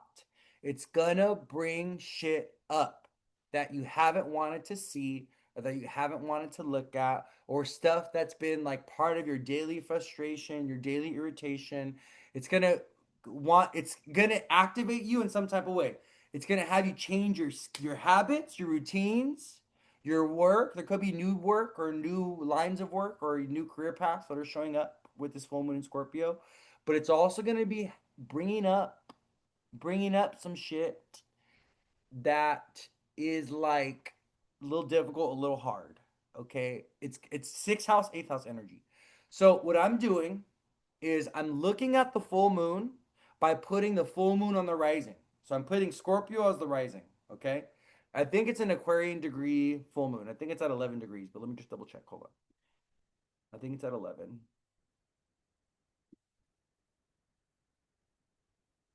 Yeah, it is. We have an Aquarian degree full moon. Yeah, it's a degree of rebellion and a degree of authenticity and a degree of defiance, right? 11 degrees is an Aquarian degree, and it has a lot to do with, independence and individuality and authenticity and calling shit out for what it is. And, if it's disingenuine, if it's, deceitful, if it's not honest, then, this full moon is like going to rebel against those things or illuminate those things, right? So, anyways, like I was saying, I put the full moon on the rising. So if you put the moon in Scorpio, the full moon in Scorpio on the rising sign, what do you get in the sixth house? Scorpio rising has Aries in the sixth house. The sixth house is health, jobs, routine, workplace, open enemies, your pets, your coworkers, your daily job, your habits, your behaviors. Okay. And we have Saturn, Mars, and Mercury there in the sixth house from the full moon. So this tells us that the ruler of the full moon, Mars, being in the sixth house things are going to be a theme during this full moon. Your health, your habits, your routines, work, jobs, pets, enemies, open enemies, people that don't like you. Okay? It's going to be a theme. It's Aries energy, it's Mars energy. Full moon in Scorpio, ruled by Mars, right? Mars in Aries with Saturn and Mercury. A lot of Mars energy with the full moon in Scorpio. The other thing you want to keep in mind, the moon is fallen in Scorpio. So the moon does not do great in Scorpio. Why is this? Because the moon is in a sign ruled by Mars, right? The moon in Scorpio is about ancestral trauma. Okay, full moon in Scorpio is going to be bringing up ancestral trauma. In Scorpio, the reason why the moon is about our emotional experience. The moon is about our feelings, right? But Scorpio is all the negative, painful emotions that we have to go through. So betrayal, vengeance, deceit, being hurt, being wounded, being lied to, anger, frustration, disappointment. Those are all scorpionic things, scorpionic energy, right? So I want you guys to be mindful as this full moon is building up on Friday, May 1st, because it's going to illuminate all the heavy, dark, yucky, swampy emotions, right? That we've been holding on to. These emotions, we love to hold on to these emotions, these negative emotions, because we don't know how to properly process them and let shit go. And we get all jaded and resentful and angry and hurt. We internalize all the negative emotions. These emotions show up very strongly in the body. And they show up mostly, especially over long periods of time, as health issues, chronic health conditions. You know, um, you hold on to anger, you're constantly angry, you're going to get headaches and migraines. You're going to have liver issues. You're going to have blood issues, blood health, blood disorders, You don't process or digest your emotions. You totally disconnect from them. You're going to have digestive issues. You're going to have colon issues. You're going to have upper intestinal issues. You don't process your anger and your rage. You internalize it. You're going to get stomach ulcers. You're going to get IBS. Okay. Um, you're depressed. You're sad. You're always craving sweets and sugar because you have no love in your life, or you feel very sad and lonely. Well, guess what? You're going to get diabetes. Your blood sugar levels are going to elevate. Your kidneys are going to shut down. The kidneys are connected to what? Relationship. The kidneys filter what? Sugar, the blood. So lonely people, what do? They indulge on sugar. They get diabetes. And where does it impact? The kidneys. Because the kidneys like to be in what? Relationship. Because the kidneys are ruled by what? Libra. Tell me another astrologer that will connect all this like the way I just did. There's no other astrologer that I've heard that's connecting these things. Okay. Like, you know. So we need to be mindful with this full moon in Scorpio of what are we holding on to, but what are we also purging and letting go? Because this full moon in Scorpio is inviting us to purge the anger and the rage, to purge the toxic emotional things that we hold on to or that we've internalized or that we've even made part of our identity. Because we got to clear it out. We got to free ourselves from it. We got to release it, you know? So this is a beautiful full moon to do any kind of detoxification ritual, anything. If you want to do a colon cleanse, you want to do a kidney cleanse, you want to do a liver cleanse, you want to do a fast, a 3 or 4 day fast, a 1 day fast, you know, you want to start intermittent fasting, you want to change something with your habits, your routines. This is a beautiful full moon to start going back to the gym, okay? Sixth house Mars energy. You know, get yourself a trainer, start going hard, you know.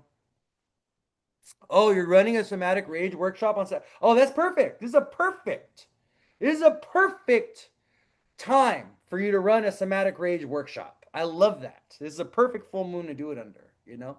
Perfect full moon.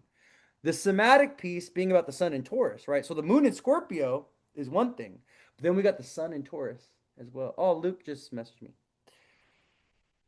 Right. Yeah, cord cutting. Oh, yes. This, if you want to cut any karmic cords with others, if you want to let go of anybody, you want to let go of people, any kind of witchy shit that you want, if there's a spell that you want to cast, if there's a, cord cutting ritual that you want to do, a full moon in Scorpio is the best time to do it.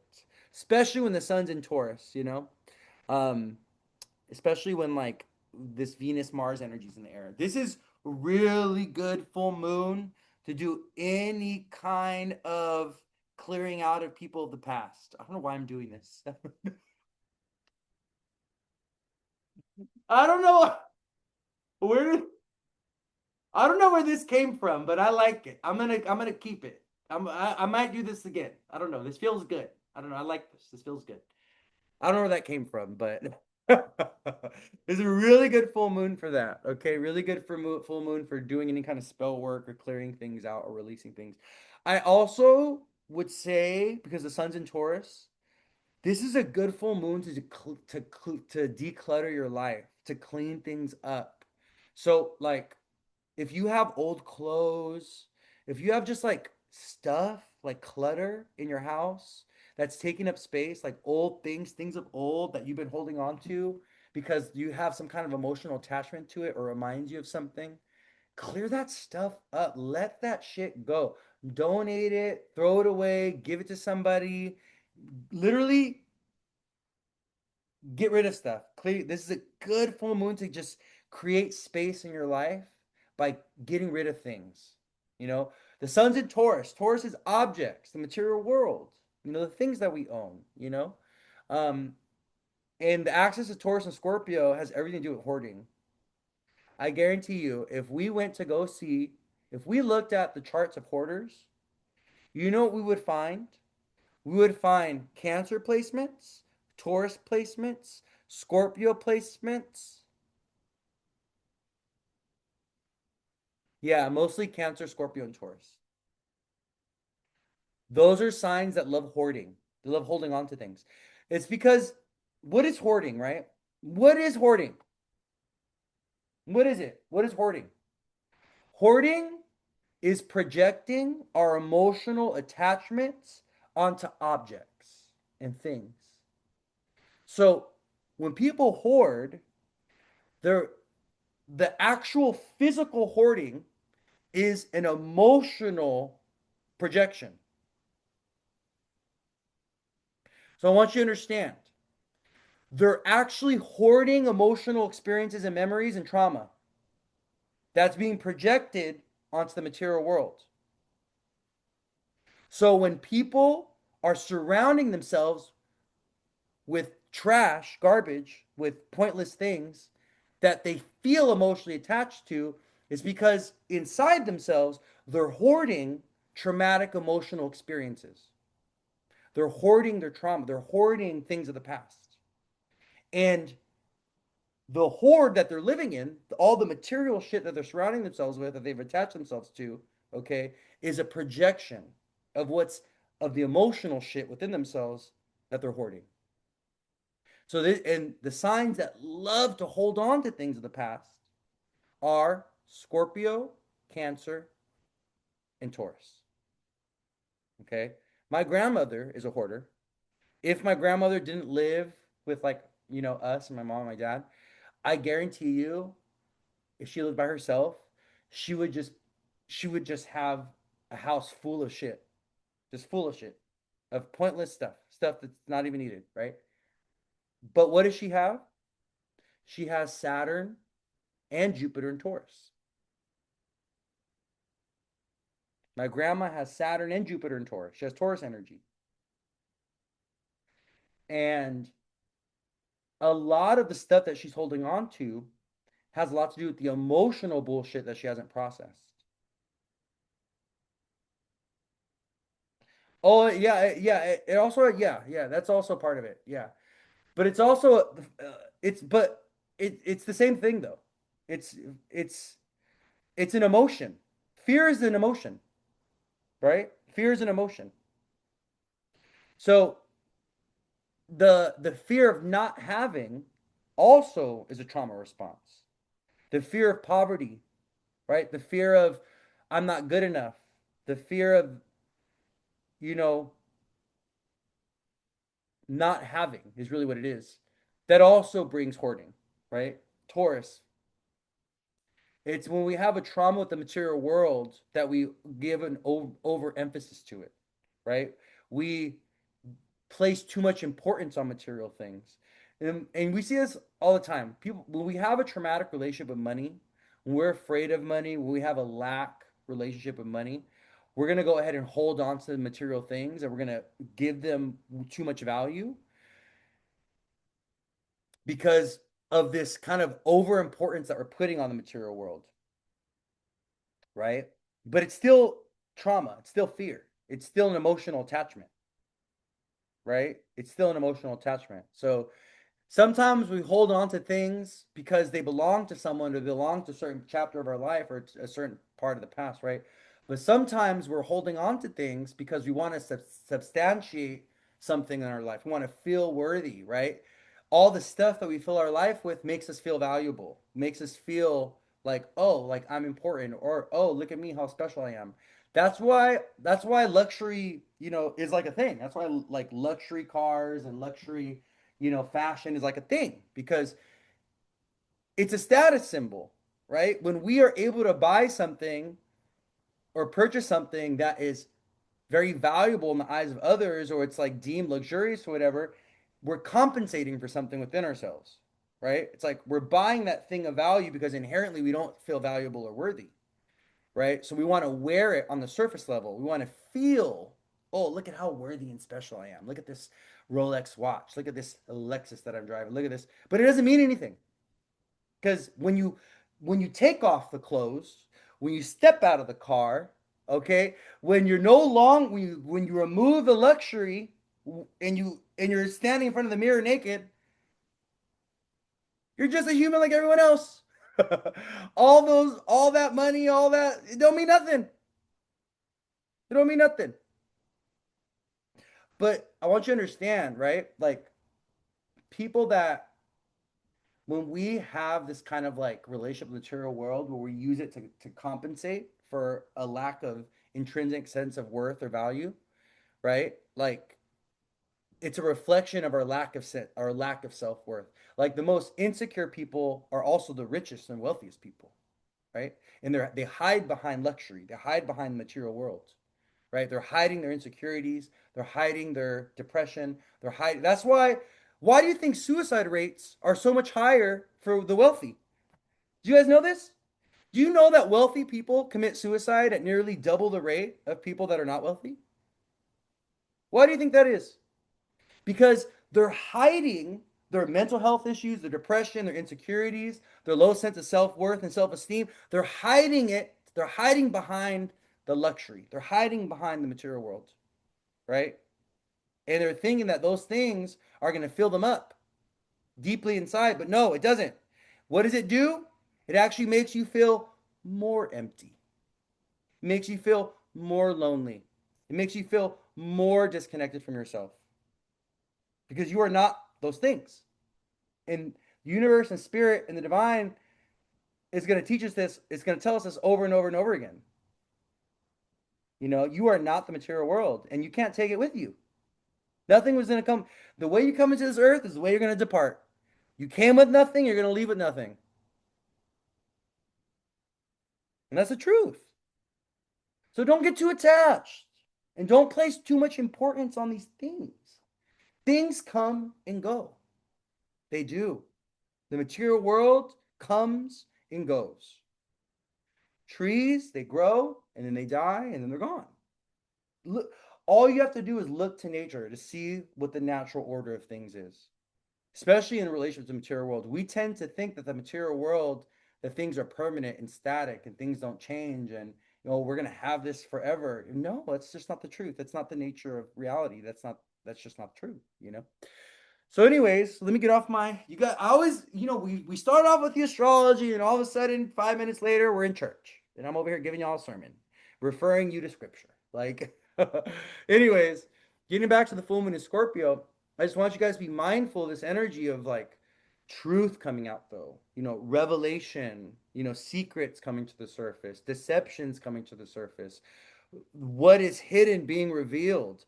If you want the truth to come out some type of way, if you want to know something, let's say you're like, I want to know this. Like, spirit, give me the answer. Show me the truth. Okay? If you want that, set that intention with this full moon.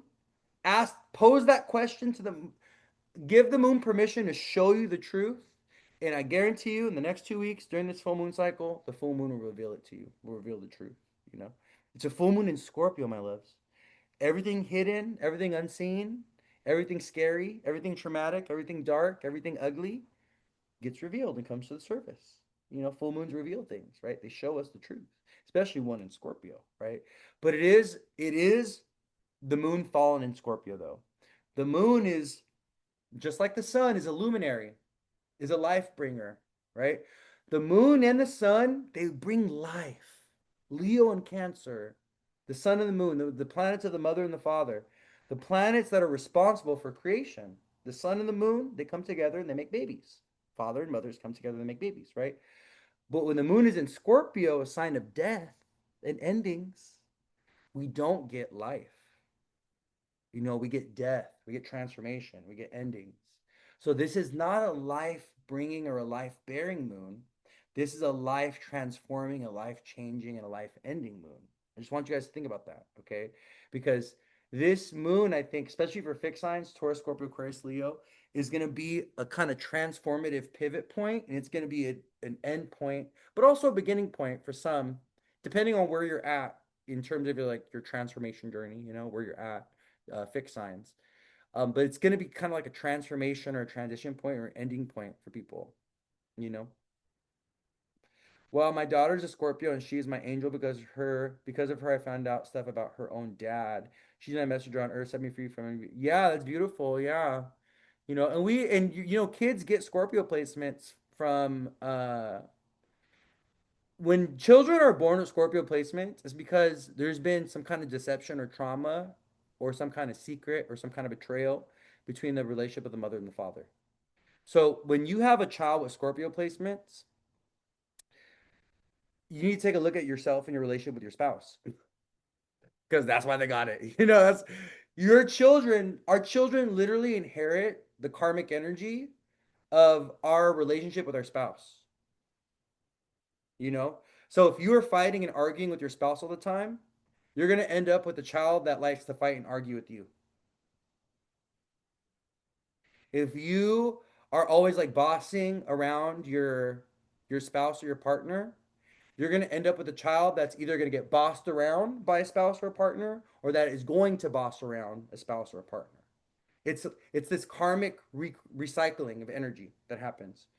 And it's also the karmic recycling of the energy of the moment and the period and the year or the years that you grew the baby. So, right? Let's say the year of conception for your child, that was a particularly hard or difficult or traumatic year, right? And the baby was born out of that energy. But then once that baby was born, everything changed and everything shifted, everything got better, right? But still, that child is going to inherit the energy of that particular moment, of that particular year that they were conceived, and that they were in the womb, right? So their energy is still going to reflect that energy of that year throughout their life because that's what they were born out of. That's what they grew out. That was the soil. That was the timeline. That was the soil that they grew out of. So that's what they karmically inherited. And I show this to people in their charts all the time. I show this. I will literally do a side by side comparison. I'll be like, look at your chart and look at your dad's chart. Look at your chart, look at your mom's chart. Let me show you what you inherited. Based on your chart, I will be able to tell you what your parents are going through at the time that you were born, based on your chart. Anna said, my dad cheated on my mom and left us and never had a relationship with me, and I have a lot of Scorpio in my birth chart. Yeah, see? My dad cheated on my mom and left us and never had a relationship with me, and I have a lot of Scorpio in my chart. Exactly. That's how we end up with Scorpio. We end up with Scorpio placements when parents betray each other or keep secrets from each other or hide things from each other.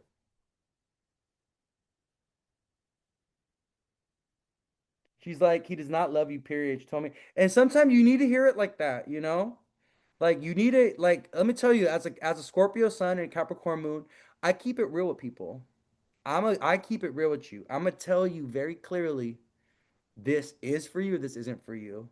And I'm gonna be cold about it sometimes. I try to be as compassionate as possible because I'm a Pisces rising, everything still comes through the lens of compassion. But you know, I've had to tell people like that man don't love you. That man don't even like you. Actually, he kind of hates you. Oh no. Oh, actually, he's kind of jealous of you. Oh, he's kind of intimidated by you. Oh, he kind of doesn't like how you have your own money. Oh, he doesn't like how you make more money than him. Oh, or you know what? You're more successful than him. You make double his income, and he doesn't like that. It makes him feel very insecure. I tell people this all the time. I have to tell my clients this all the time. Because you know what? Let me tell you what love does. Love blinds us to the truth. Love is so blinding. We are so willing to fucking gouge our own eyes out in the name of love. I'm not gonna see it. Nope, that's not him. That's not who he is. Nope, no. Love is ridiculously blinding, and we will blind ourselves to so much because we love somebody. But it's delusional. We can't. We got to be truthful with who people are. We got to see them very clearly. You know, and you can't be gouging out your own eyes in the name of love. You can't just pretend and ignore things that are staring you in the face. You know, because I'm gonna tell you right now, full moons like this one coming up on Friday will show you the truth whether you like it or not. We'll have it staring at you right in the face. You know, and the universe will do this over and over again. When you live in delusion, when you live in a lie, when you are living in hypocrisy, when you are living in deception, the truth will always find you over and over and over and over again. You won't even be looking for it. You'll you'll open up the drawer one day and be, oh man, and the truth is just staring at you. You'll be taking out laundry, and all of a sudden, you look in the hamper. Oh shit! Well, look at the fucking truth is right there. You'll be driving to work. You look at it. Oh, look at there's the truth at the window. The truth will walk into the. Well, sometimes you'll be like a truth will walk in and be from, and it will come from someone. Someone will tell you. Like someone will. Sometimes you'll get a phone call. Sometimes it'll be a customer. Sometimes it'll be a family member. They'll be like, "Hey, I got to tell you something. There's some truth. I got some truth for you. You know what I mean?" And you don't even have to look for it. The truth will find you because the universe. Let me tell you something. The universe naturally trends towards truth. The universe naturally trends towards illumination and light. The universe naturally wants to bring things to the light. The universe wants to illuminate things. This is part of the divine plan. This is part of divine order. Illumination, light bringing. Everything done in the dark will be brought to the light. It absolutely must be. It will be. It has to be. Because this is how everything has been divinely constructed. This is the divine order of things. Things are made to grow from the darkness into the light. Look to nature. You plant a seed in the dark, and then it prospers and grows by reaching for the what? The light. Every organism on this earth reaches for the light. All the plants on God's green earth, they're all reaching for the sun. What are they growing towards? They're all growing towards the sun. Everything is moving towards the light. Everything is moving towards the light. Everything. This is the divine order of things. So we got to trust that process and we got to be a part of it. We got to participate. We got to participate in the light bringing. You know what I mean? I'll be right back. Hold on.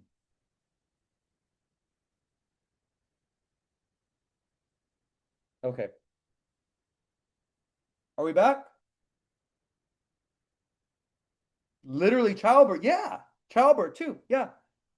Children, what they grow in the dark, right? When the baby's in the womb, when the baby's in the womb, what is it growing inside of? The darkness. And then when a baby is born, what touches the baby? What is the first thing that touches the baby? The light. The light, right? Children are born out of darkness into the light. Therefore, it's the nature of things to reach for the light. Illumination is the natural order of things. So everything hidden shall come to the light. It will. It's the way things have been constructed. It's the divine order, you know? Why are we talking about this? Because we have a full moon in Scorpio. That's why I'm talking about this because this is about illumination. It's about light bringing. You know what I mean? Um,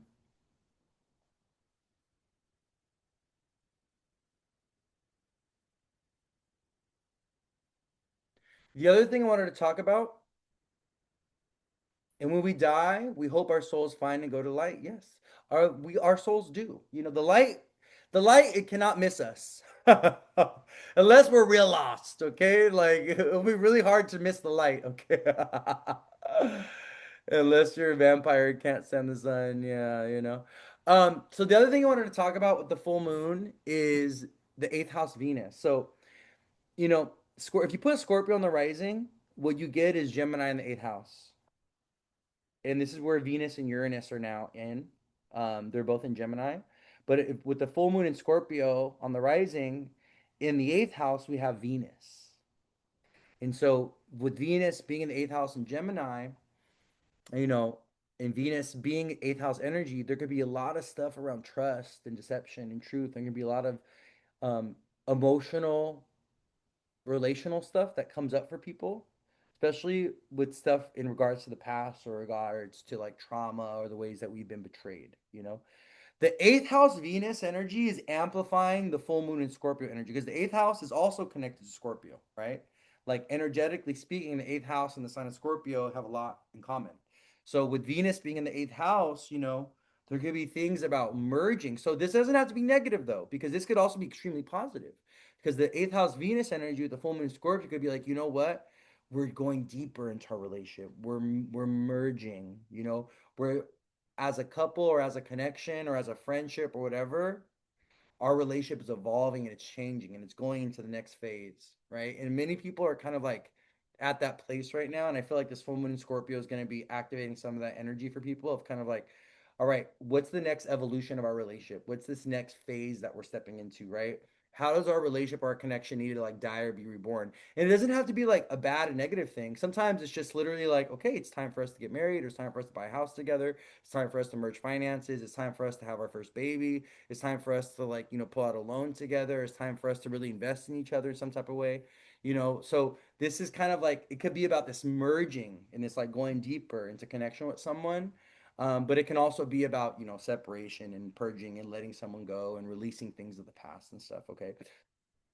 My favorite place for the full moon, my favorite planet in the full for this full moon is going to be the Jupiter in the ninth house in Cancer from the full moon. I think this full moon is going to be giving us a higher perspective on things. I think, you know, uh, this energy like gurus, mentors, coaches, or even like angels. Your angels, your ancestors. Your grandmother that's moved on, that's still looking over you. Your pets that are still watching over you, that have passed on. There's this energy of the ninth house with the ninth house Jupiter, of kind of like divine connection and like yeah, it's like beings from the beyond that are watching over us and guiding us and giving us some kind of messaging or giving us some kind of instruction or some kind of direction.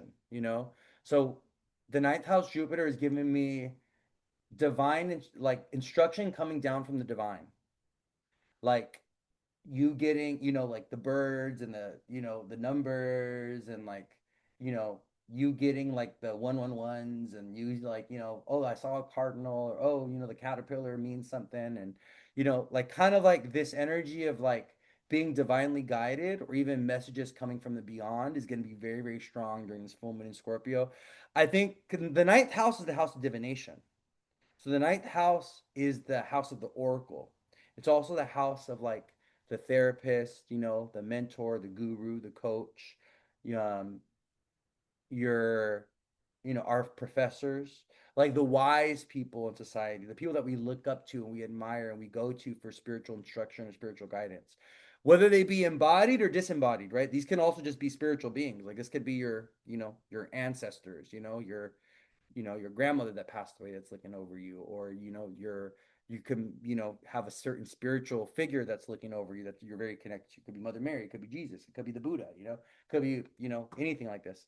But this is a beautiful full moon to really connect to ninth house topics with Jupiter up there, like faith, traveling, higher wisdom, higher knowledge, connecting to foreign cultures or foreign languages, um, also education and schooling. I'm just really feeling this. I'm really feeling this energy of like with the Venus, Uranus, and Gemini. I'm really feeling this energy of like people like going back to school, educating themselves, refining their skills, refining their talents, taking classes, taking courses, putting together classes or courses, getting a mentorship program going, people getting a podcast going, people sharing their art or sharing their writing or sharing their poetry or sharing their whatever it is that they make with their hands or create, like sharing that with the world by putting it on some kind of digital platform, things like this. Also writing books. I just lost my hammy and gave his cage to his brother. Well, on Saturday, this lazy boy was squeaking and running around like chasing something. Immediately got a sense that his brother came to visit him. Oh, that's so sweet. I love it. Yeah, they our pets are still with us, even though they're like even the ones that move on, like they are around us, and our pets that are still living can see them and interact with them. Jen talks about this. Jen, the pet medium, love her. She's absolutely amazing. But yeah, so the eighth house Venus and Gemini. Oh, this is also about taxes. So you got to keep in mind, right? Scorpio is a sign of debt. It's a sign of taxes. It's a sign of unearned income or money that we get from others or money that's owed to us from others. So like alimony, your pension, government assistance, food stamps, insurance payouts, um, child support, the money that your baby daddy owes you. That's all Scorpio. That's all eighth house things. And also taxes. So with Venus in the eighth house in Gemini and the full moon in Scorpio, like taxes and debts, like settling your taxes, settling your debts, coming back into karmic balance with your relationship with the material world. These are all things that are going to be like of focus. Aw, thank you. Talking about lost my bunny on Christmas Eve at 11:11. I miss her greatly. Yeah, like yeah, there's the South Node in Virgo. We've been seeing a lot of pets passing, or we've been seeing a lot of weird stuff with pets, because of the South Node in Virgo. I have quite a few stories that not only have I seen, but I've heard with clients of like people's pets passing away or mysterious circumstances surrounding pets. That's because the South Node is in Virgo.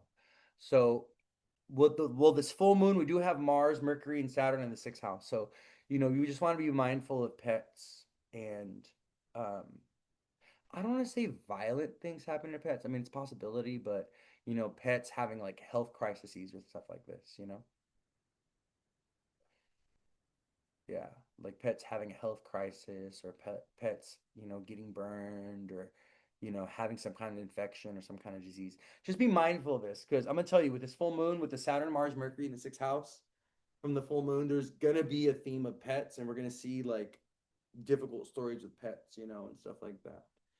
Um, eighth house Venus in Gemini, no gossiping. Ninth house Jupiter, we love that.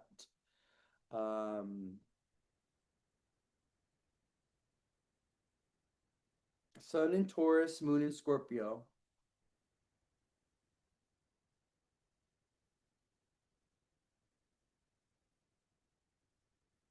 What's another message? Spirit, what else we got with this full moon? Oh, big changes. Okay. The one more thing. Changes with our social dynamics and changes with friendships is another one that Spirit is telling me. So, um, exiting of friends and the coming in of new friends, or like some kind of evolutionary process that our friendships are going through, is what Spirit is telling me. I'm also kind of seeing like new friends. So, there's something about new friends. Friends that are more in alignment with our current values or with the person that we're becoming. Okay, that's what Spirit is saying. So yeah, I think that's it. Mercury goes into Taurus on Sunday, or full moon in Scorpio on Friday.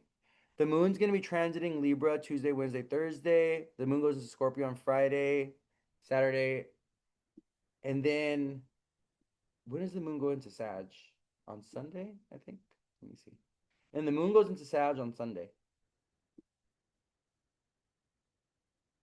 Yeah. So Sunday and Monday, the moon's in Sag.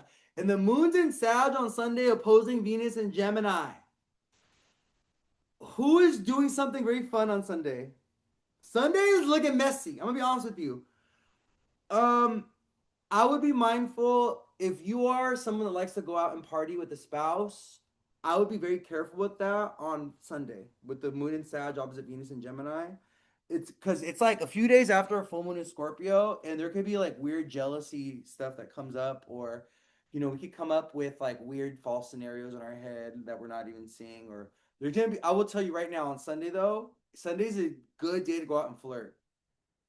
If you want to go out and meet someone, you want to be all flirty, you want to dress up and like do your thing on Sunday. I know it's the day of the Lord, but who cares? The moon's a Sag. Sunday's a good day to go out and meet someone. Okay.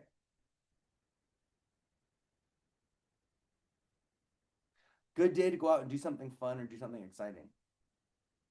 Yeah, Moon is Sag, opposite Venus and Gemini is giving swingers. It is. It is giving swingers for sure. Yes. Moon in Sag, opposite Venus in Gemini. This could also be a good day for a date, though. This could also be a good day to go travel, go explore. This could also be a good day to do like arts and crafts or do some kind of physical activity.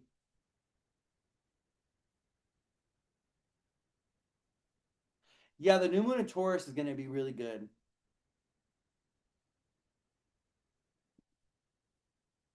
The new moon in Taurus is going to be,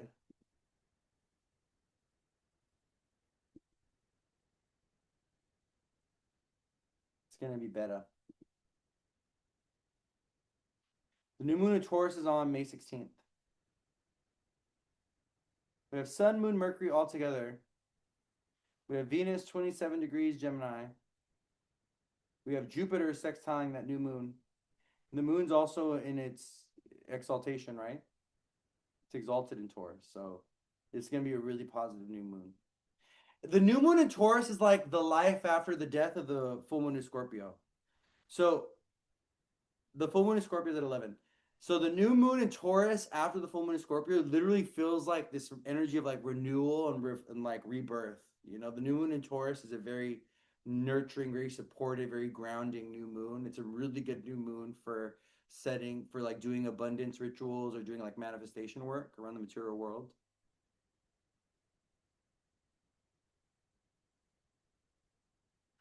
We'll get there when it'll get there. Someone said, "How's travel looking May 19th to 28th?" Yeah, that is too far into the future for me. Um, but there's a lot of people traveling right now. I mean, the full moon in Scorpio has Jupiter in the ninth, you know, which is everything to do with like international travel and foreign travel, or people going. There's been a lot of people like visiting their homeland or going back, like visiting their ancestral lands or having to deal with property or real estate in foreign places, or like oh yeah, I want to move to a foreign place, or oh yeah, my grandparents have land in this country or this place, and I want to go visit it and something. But that's going to be very strongly in the air, even with the new moon in Taurus. That's going to be on May 16th. Like,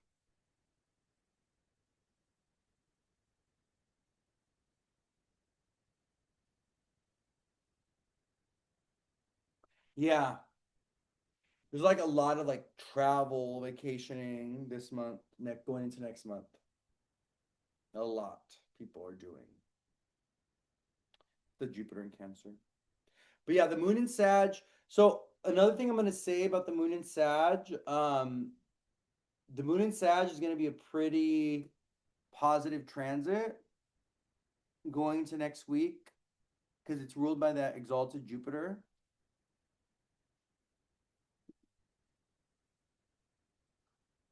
Hold on, let me go back.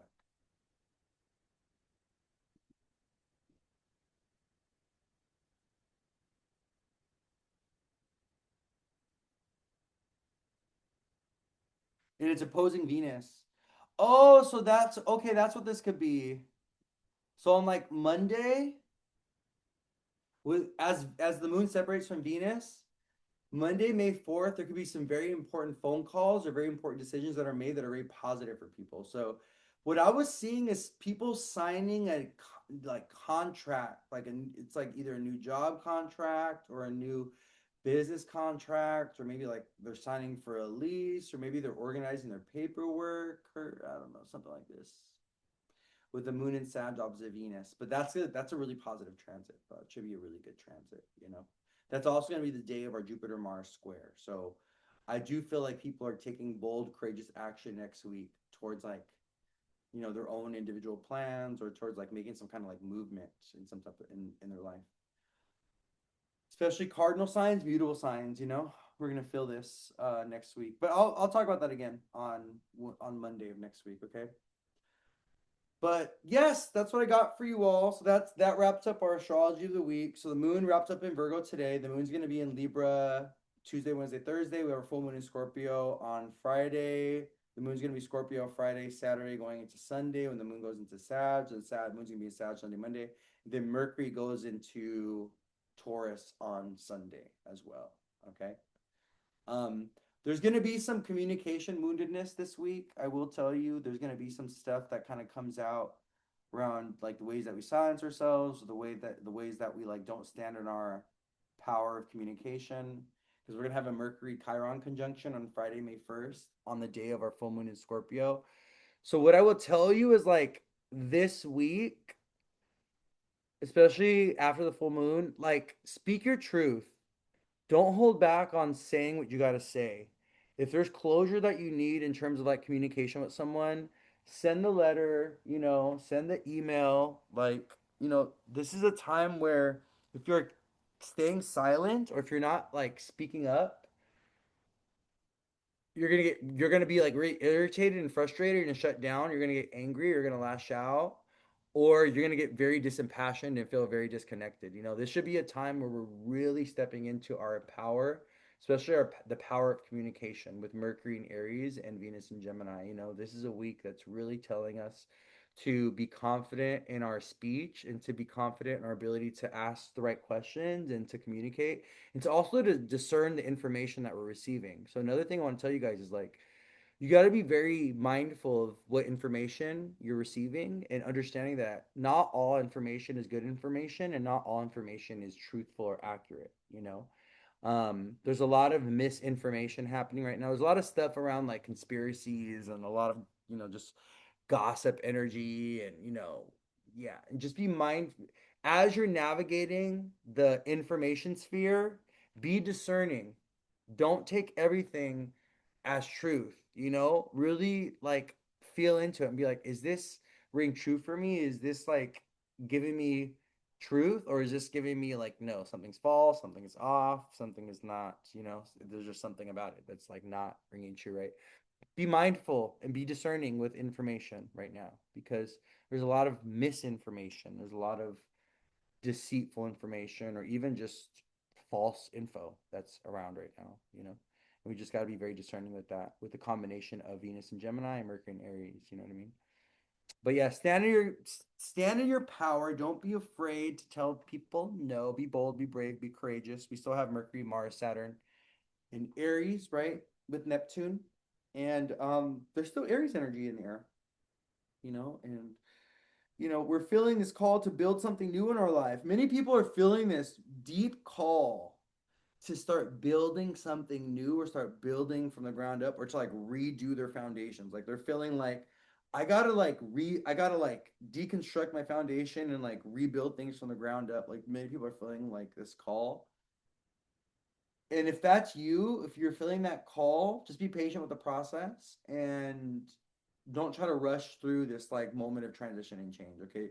Don't you have to like, you can't just build like a straw house. Like you gotta build like a brick house. You know what I mean? You gotta build things that are strong and like consistent and like foundational, right? And it's like things that are stable, things that withstand the test of time, things that are consistent, or things that are reliable or dependable.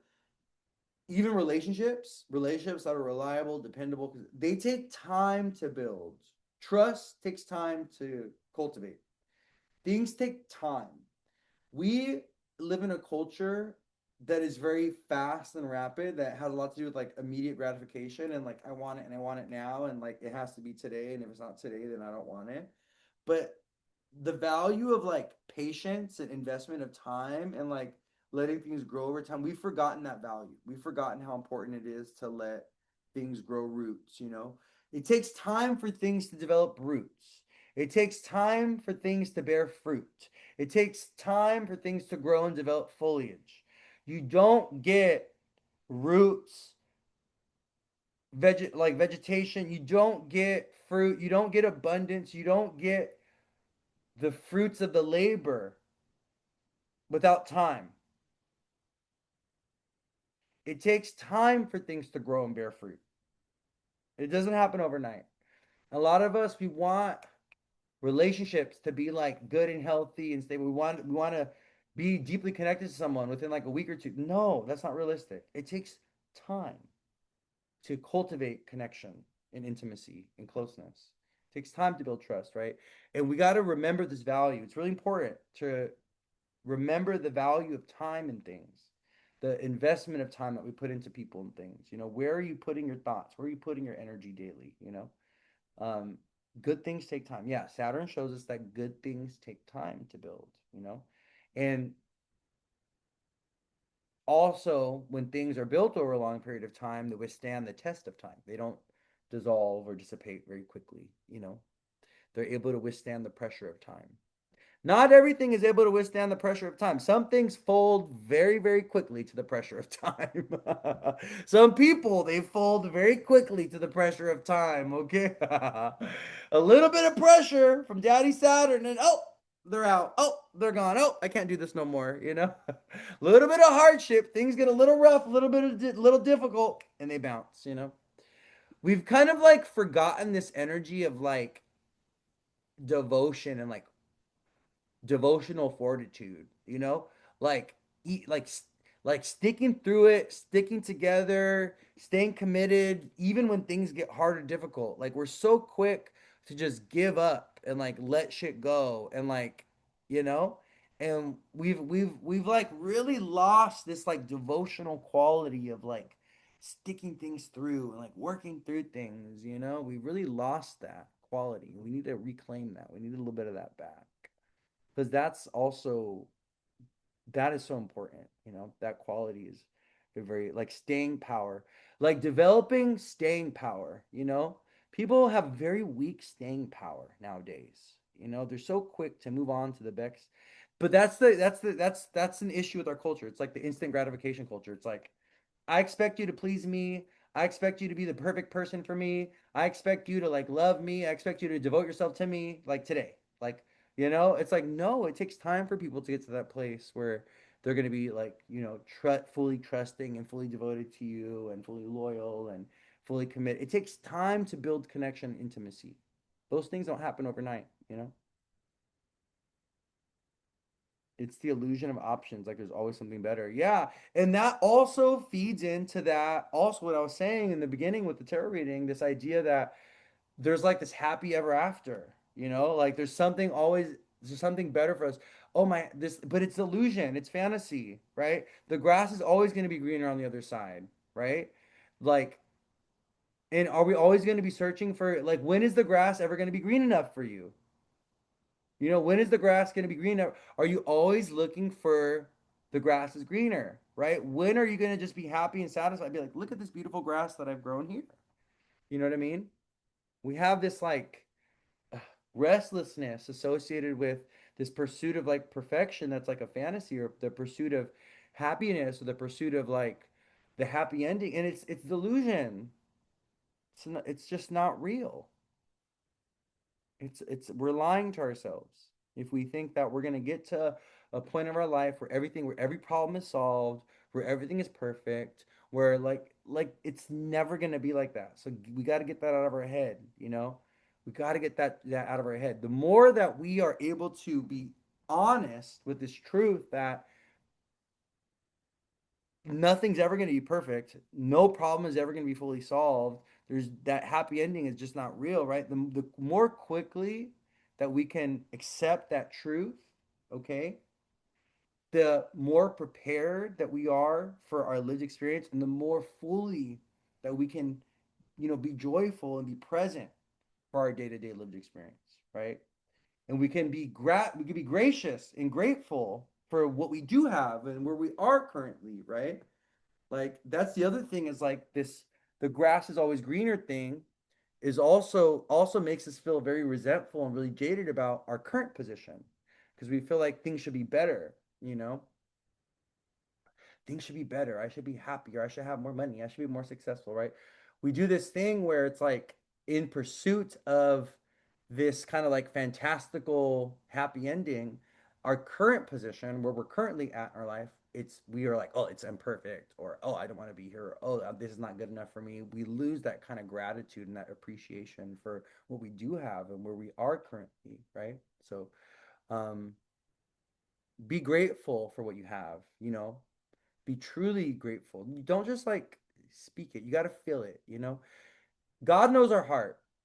Spirit knows your heart. You cannot lie to the divine spirit. They see through the material world. They see through our bodies. They see through like God knows our desires. God knows our truth, you know? Like everything is seen, everything is known. Like, you know, we may be able to hide from other humans and stuff, but we can't hide from spirit. We can't hide from the Lord. The divine sees everything and knows everything.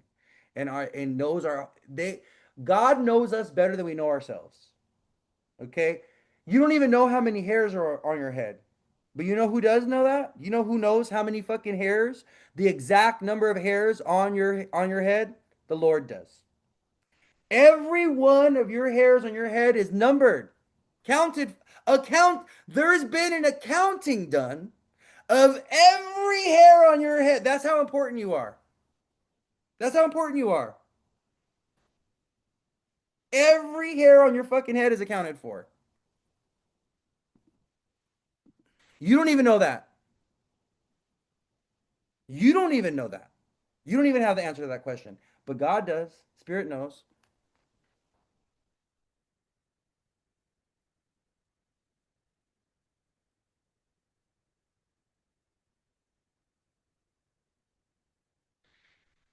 I'm about to read this.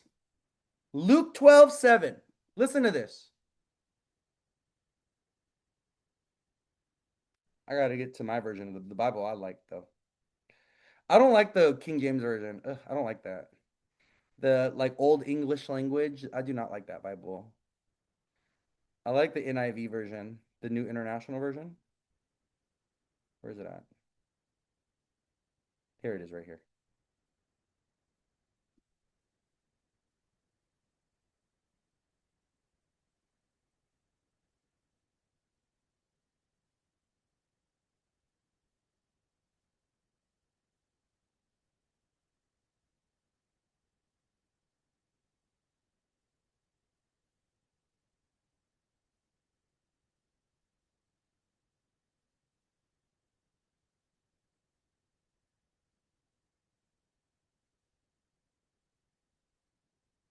Right here, ready? Ready for the scripture? Are not five sparrows sold for 2 pennies? Yet not one of them is forgotten by God. Indeed, the very hairs of your head are all numbered. Don't be afraid. You are worth more than many sparrows. Indeed, the very hairs of your head are all numbered.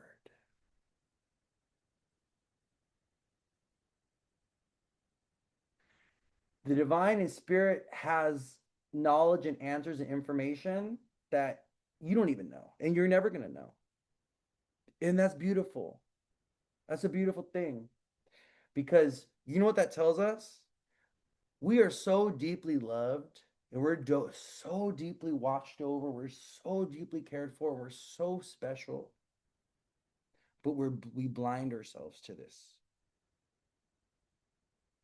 We can't see just how divine and sacred we are because we grow up, right? Kind of being, we're like humanized to the point where we forget our own divinity. You know, we're told that all you are is a human being, and we forget just how special and sacred and how beautiful it is to be a human being. You know, we've been given a certain awareness, a godly awareness that other creatures have on this earth, but in limited capacity. We've been given the ability to create, we've been given the self awareness to be separate from God, to have an awareness of God, but to have also an awareness that we're something else, we're something apart from the divine and God. Yes, we are a part of God. Yes, we are an extension, but we're also a child of God in some type of way, right? These are things that we've been given, we've been gifted, and we've forgotten our own divinity. We've forgotten our own sacredness. And we have to remember just what a blessing it is, how beautiful it is to be embodied, to be incarnated, incarnate, in a meat body. Incarnation is literally the putting of the soul into a physical body, right? But we're not our body. We're not attached. We can't be attached to this body because you wear many different bodies throughout many incarnations, right? Like, so Yeah, but the thing, why do we even get here? What was I talking about? I was talking about the need to be grateful and appreciative for who we are, for where we're at right now in this life, and for what we have. And to really take a look at our life and have gratitude and appreciation for it truthfully, not from a place of falseness, but from a place of honesty. Because this all came from the fact that I said God knows our heart and God knows our spirit. Like, you don't need to tell God what you want. God knows this. Spirit knows your desires. The divine knows what you want, knows what's best for you, knows what's not good for you. The divine knows all these things. Also, the divine knows what's going to come. God can see the future and God can see the past. A lot of it has already been written. A lot of your life, that what you're going to experience in your life, it's already written, beloved. It's already scripted. You're just playing out a movie. You're just playing out a role. And you're being tested with what you're going to do with this precious life that you've been given. What are you going to do? What options are available to you? There's multiple narratives that are available to you. There's multiple storylines that you can live. You can live the best of your storyline or the worst of your storyline. It's up to you, but it all comes down to the decisions and choices that you make. It all comes down to what you are doing, what are you thinking, what are you saying, what are you feeling day to day, right? You don't need to go ahead and pray and tell God, oh, I want this, I want that. God already knows this. Spirit already knows this. The desires of the heart are fully known. Fully known. And let me tell you something else. Not every desire is good, is healthy. Not everything that you want is what's best for you. This is why some of you desire these things, you want these things, and you don't get them. Because God is like, I can't give you that. Because if I give you that, it's going to enable you. If I give you that, it's going to destroy you. If I give you that, it's going to corrupt you and pollute you. If I give you that, my child, my beautiful child, it's going to take you farther away from me. Therefore, I can't give you that. You can't have that. That's not for you. Maybe in the future, if you work on yourself, maybe you'll develop the capacity to be able to carry that, to be able to hold that, to be able to accomplish that or achieve that. But if you can't carry it, if you can't sustain it, if you can't hold it, if I give you this thing and it corrupts you and it takes you away from me, I'm not going to give it to you. Not every desire is meant to be fulfilled, and not all the desires of the heart are true, you know? And we get very resentful about this. We get very angry towards the Lord, towards Spirit, towards God for the things that we don't get. But a lot of times, what we don't even realize is that the universe and Spirit and God is protecting us by not giving us those things. You know, for some people, becoming wealthy and rich, you know what it does? You know what it does for them? It enables their addiction.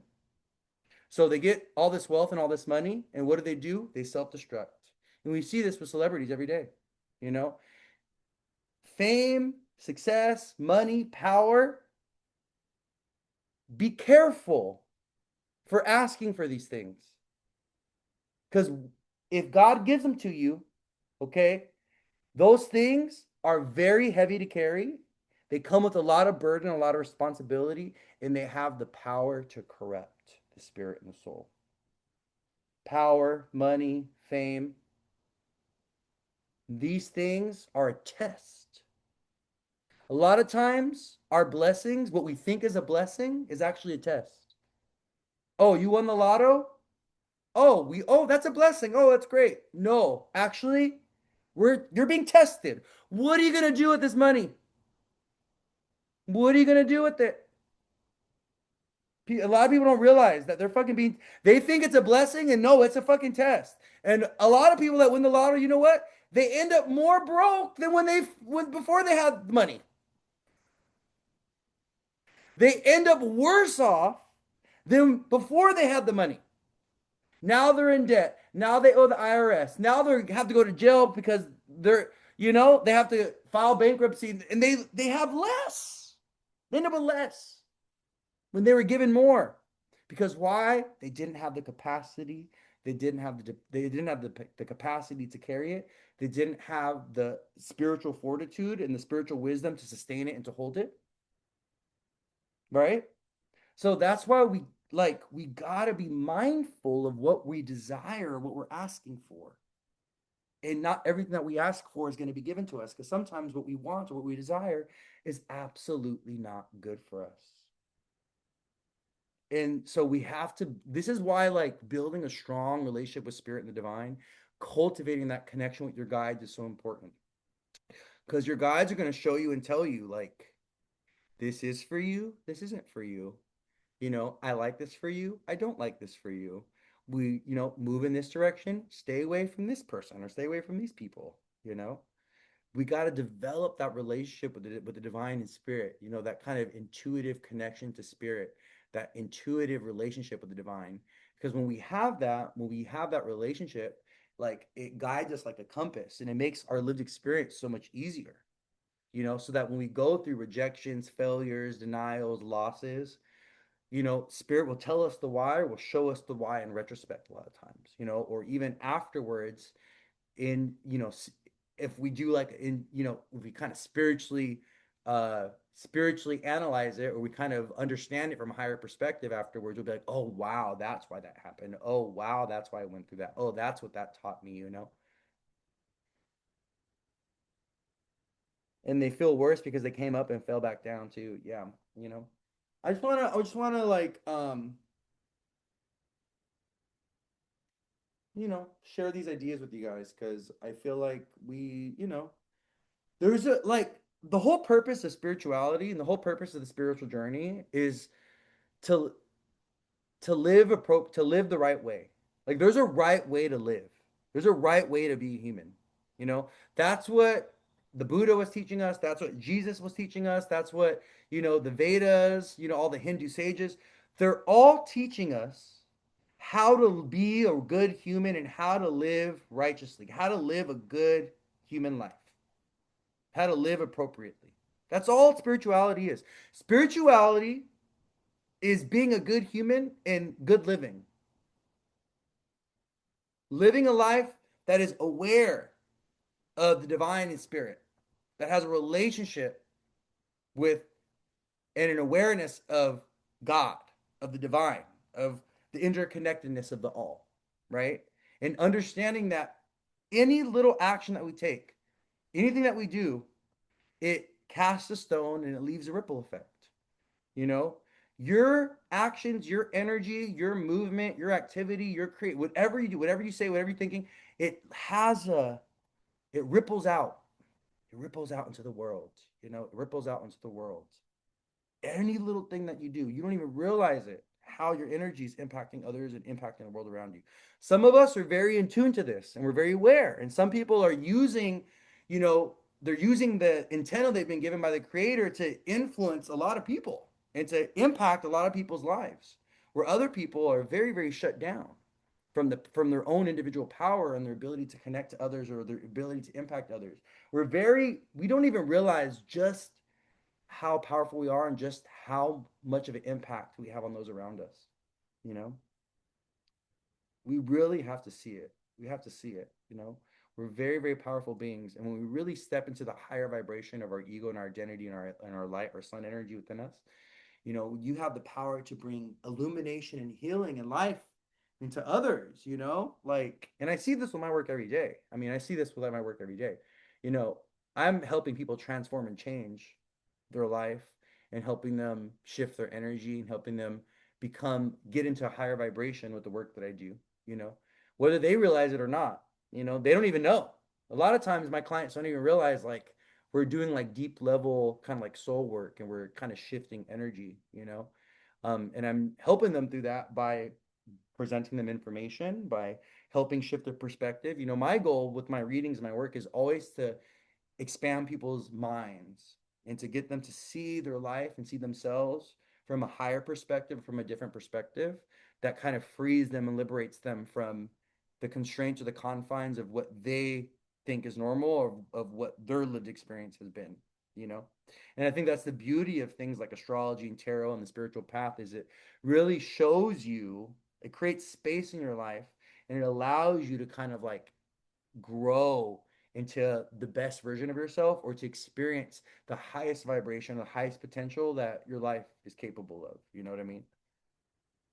That's the beauty of this work and being on a spiritual path. You know, it's about right living, right living. How do we how do we be good, successful human beings? What is the right way to be a human? You know, what does that look like? Well, go read what Jesus said. Okay, go read the Buddha. Go read what the Buddha was writing. You know, go read the Bhagavad Gita. Okay, all these books will tell you this is how to be a good human. This is how to live righteously. This is how to have a good, successful life. Where you get to the end of the life and you look back and you're like, damn, I did a good job. Woo! You know, that was a good one. Wow. You know, I'm glad. And that's one of the things I tell people like, when I get to the other side of the veil, they're having a parade for me. Okay. I'm telling you, when I get to the other side, they're welcoming me. They're welcoming me like what's the Six of Wands? They're gonna be like, it's gonna be a homecoming for me, like this. They're gonna be like, welcome home, good job. It's like you're coming back from graduating from college, you know? Good job. Wow, you did so great. Look at, I mean, I still got, there's more work that I got to do. Obviously, there's more room to grow up. There's always more room to grow. There's always more to do. But the Six of Wands is this card right here. This is the homecoming card. This card has a lot to do with success and like coming home after victory and stuff. And the Six of Wands, it's this card that kind of comes through as like kind of like divine success and like accomplishment and like you know accolade and achievement and stuff like this. You know what I mean? I love this card, I like the Six of Wands. But yeah, when I get to the other side, they're throwing me a party. We're having a carnival. We're having a parade. It's gonna be lit, you know. All right, my loves. Enough preaching for today.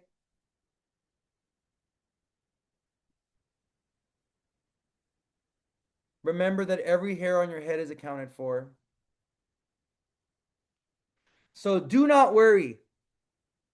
Then Jesus said to his disciples, therefore I tell you, do not worry about your life, what you will eat, or about your body, what you will wear. For this life is more than food, and the body more than clothes. Consider the ravens. They do not sow or reap. They have no storeroom or barn, yet God feeds them. This is all Taurus. This is all Taurus. Do not worry about what you will eat, Taurus, about your body, Taurus, what you will wear, Taurus. For life is more than food, Taurus, and the body is more than clothes, Taurus. Consider the ravens. They do not sow or reap. They have no storeroom or barn, yet God feeds them. So this is about hoarding. This is about what we keep. We don't, right? The ravens, they're not they're not storing food for 10 years. They're not hoarding toilet paper, you know? Yet they're fed. And how much more valuable you are than birds. Who of you by worrying can add a single hour to your life? Since you cannot do this very little thing, why do you worry about the rest? Consider how the wildflowers grow. They do not labor or spin. Yet I tell you, not even Solomon in all his splendor was dressed like one of these. If that is how God clothes the grass of the field, which is here today and tomorrow is thrown in the fire, how much more will he clothe you of little faith? And do not set your heart on what you will eat or drink. Do not worry about it, for the pagan world runs after all such things, and your Father knows that you need them. But seek his kingdom, and these things will be given to you as well. Do not be afraid, little flock, for your Father has been pleased to give you the kingdom. Sell your possessions and give to the poor. Provide purses for yourselves that will not wear out, a treasure in heaven that will never fail, where no thief comes near and no moth destroys. For where your treasure is, there your heart will be also. Oh, oh, I'm crushed. Oh, beautiful. So beautiful. So beautiful. For where your treasure is, there your heart will be also. Consider how the wildflowers grow. They do not labor or spin, yet I tell you, not even Solomon in all his splendor was dressed like one of these. If that is how God clothes the grass of the field, which is here today and tomorrow thrown in the fire, how much more will he clothe you of such little faith? Do not set your heart on what you will eat or drink. Do not worry about it. For the pagan world runs after such things, and your Father knows that you need them. This is why God knows our heart. Your Father already knows. He knows that you're fucking hungry. He knows that you need to eat. He knows that you want money. He knows. He already knows. All you got to do, build that relationship with Spirit and Divine. Just cultivate that faith, cultivate that trust in the divine. And I'm not telling you to be Christian or Catholic. I'm not telling you this. No, I'm just telling you to have some kind of relationship with the cosmos, with the universe, with the beyond, with the oneness of creation, with God, with goddess, whatever you want to say. It doesn't matter. There's God has many names, okay? According to the Jewish religion, he has the names of God. I think it's in Hebrew or Muslim. Let's see how many names he has. Oh yeah, so in the Muslim religion, the 99 names, he has 99 names. Okay? God has so many names. So many names. Because why? Everything is of God. Everything is God's creation. God has an infinite amount. So you don't even have to like you don't have to like worship God. You don't even have to worship. It's not even about worship. This is about awareness. It's about connection, right? The divine spirit God is not expecting you to pray 3 times a day and be on your knees and to like totally devote yourself. No. It's very simple. Spirit God the divine is asking for us to be the best humans that we could be, to live a life of purpose and intention, okay? And to be positive, faithful, optimistic, supportive, compassionate, all the divine qualities. To remember that we have the potential to be the best human beings that we can be. That's what it's all about, you know? Faith is about proper living, how to be a good human. That's what it's about at the end of the day. And we can see religions of today have totally missed the mark, have totally missed the message. Like the worst of humans are occupying the churches right now. The worst of humans are using religion and the word of God, and not the word of God, but Jesus' word for the worst. And it's so simple. Like, it's so simple. All we do, all we have to do is go to read the Bible and read the New Testament to see what Jesus was saying. It's so simple. Like, it's not that complicated. you know?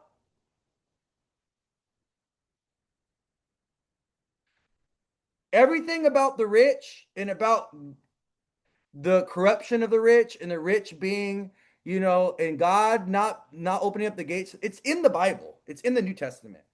Over and over and over again. Jesus is saying, being rich is bad karma. Being rich is no good.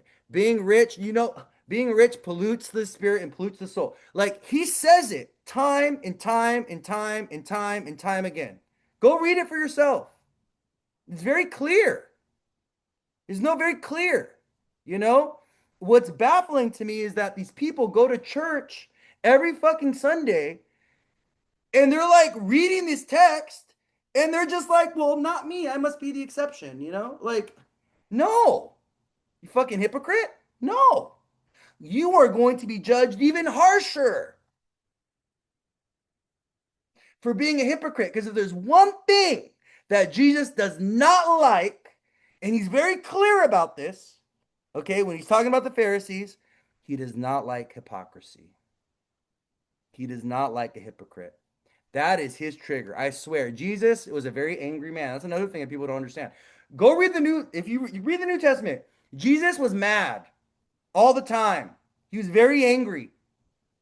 Very, very angry. It's funny because there's actually, there's other historical tellings of him, or there's other, there's texts that are written about him where they talk about his anger. They talk about him being an angry child. He was very, very angry, he was an angry, he had a lot of anger, a lot of rage.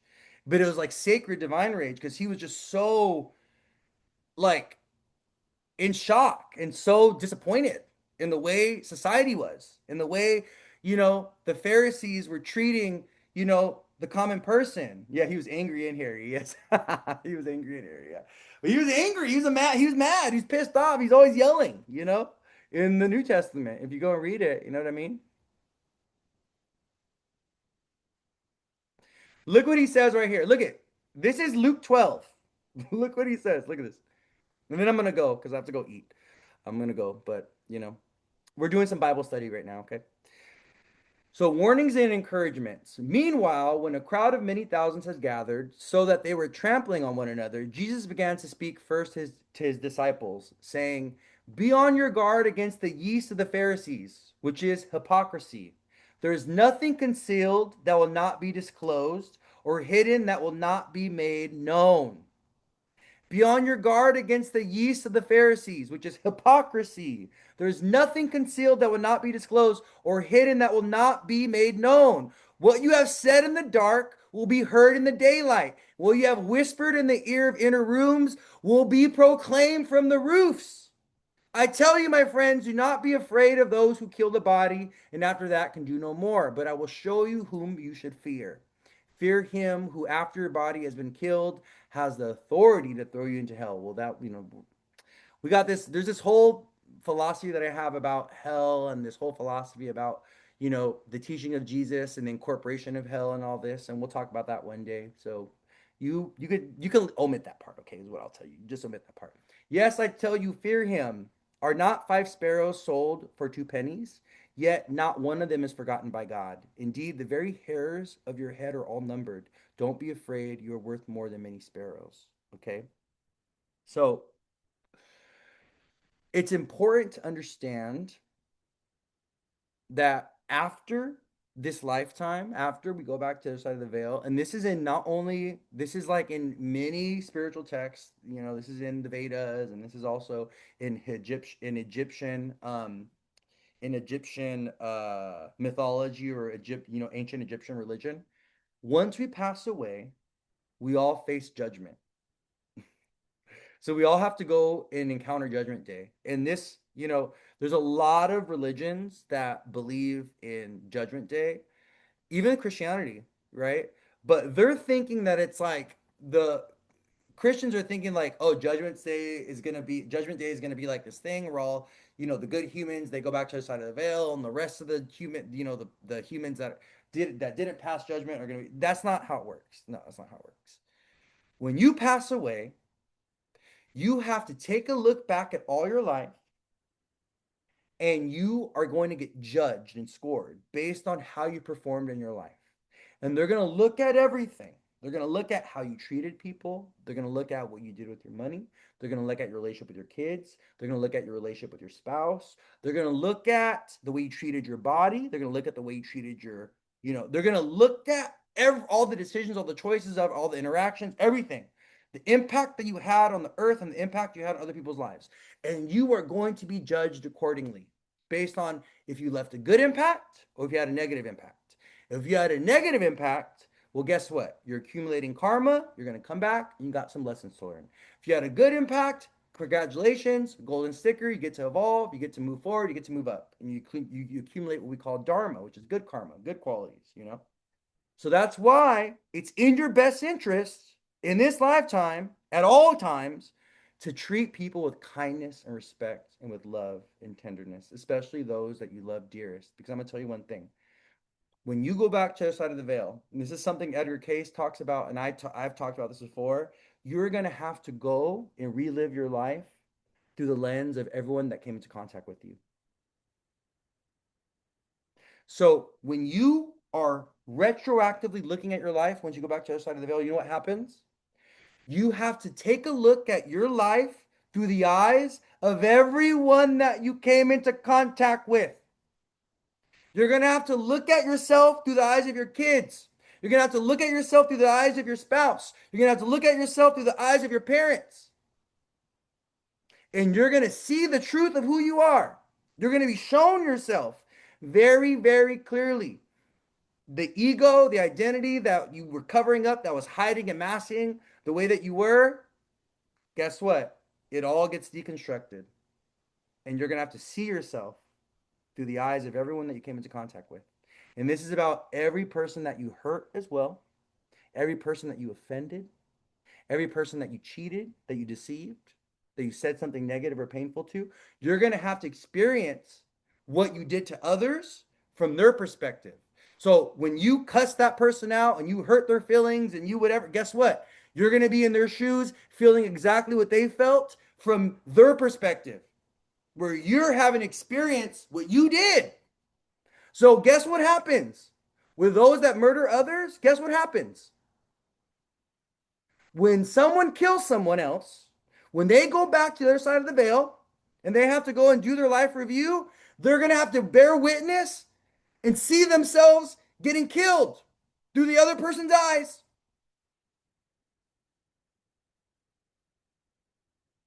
Yes, they're going to be the victim. They're going to be on the receiving end of their own violence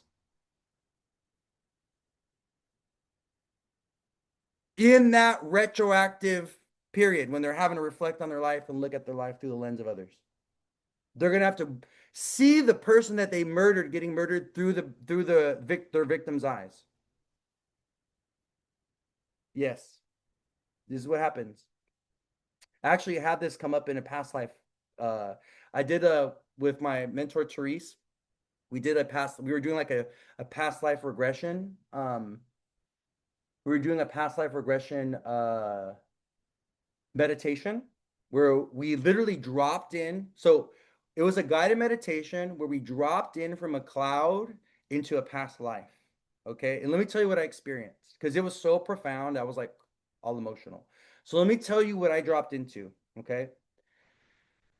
I dropped into a timeline when I was a Native American and there was like warring tribes.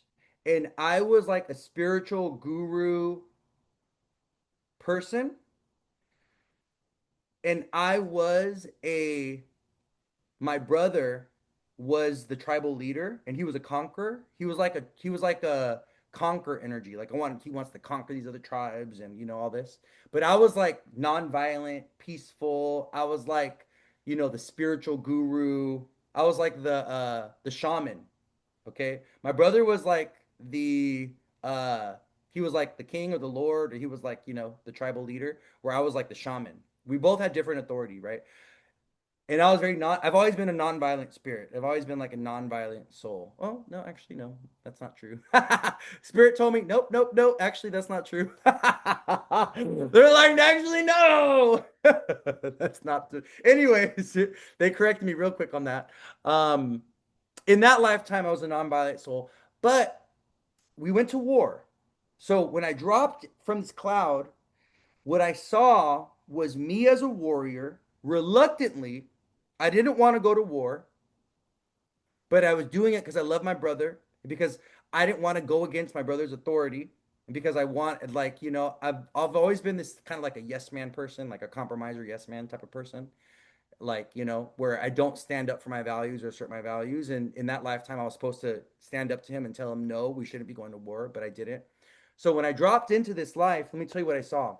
I was in on the battlefield, okay? And I had a spear and I saw myself throwing a spear and killing a woman. And she had her baby, like a child, right next to her. And so in this moment, right, in this visual, what I'm seeing is I'm seeing myself with the spear and I'm seeing myself chuck this spear and hit this woman right in her heart. And like I killed her. A straight like this. And in that moment, I felt so much sadness and like so much grief and so much regret, okay, in that moment. But then you know what happened? I snapped from being in my own, like, from my own perspective, like in holding the spear and like seeing like the woman. All of a sudden, I was in her shoes.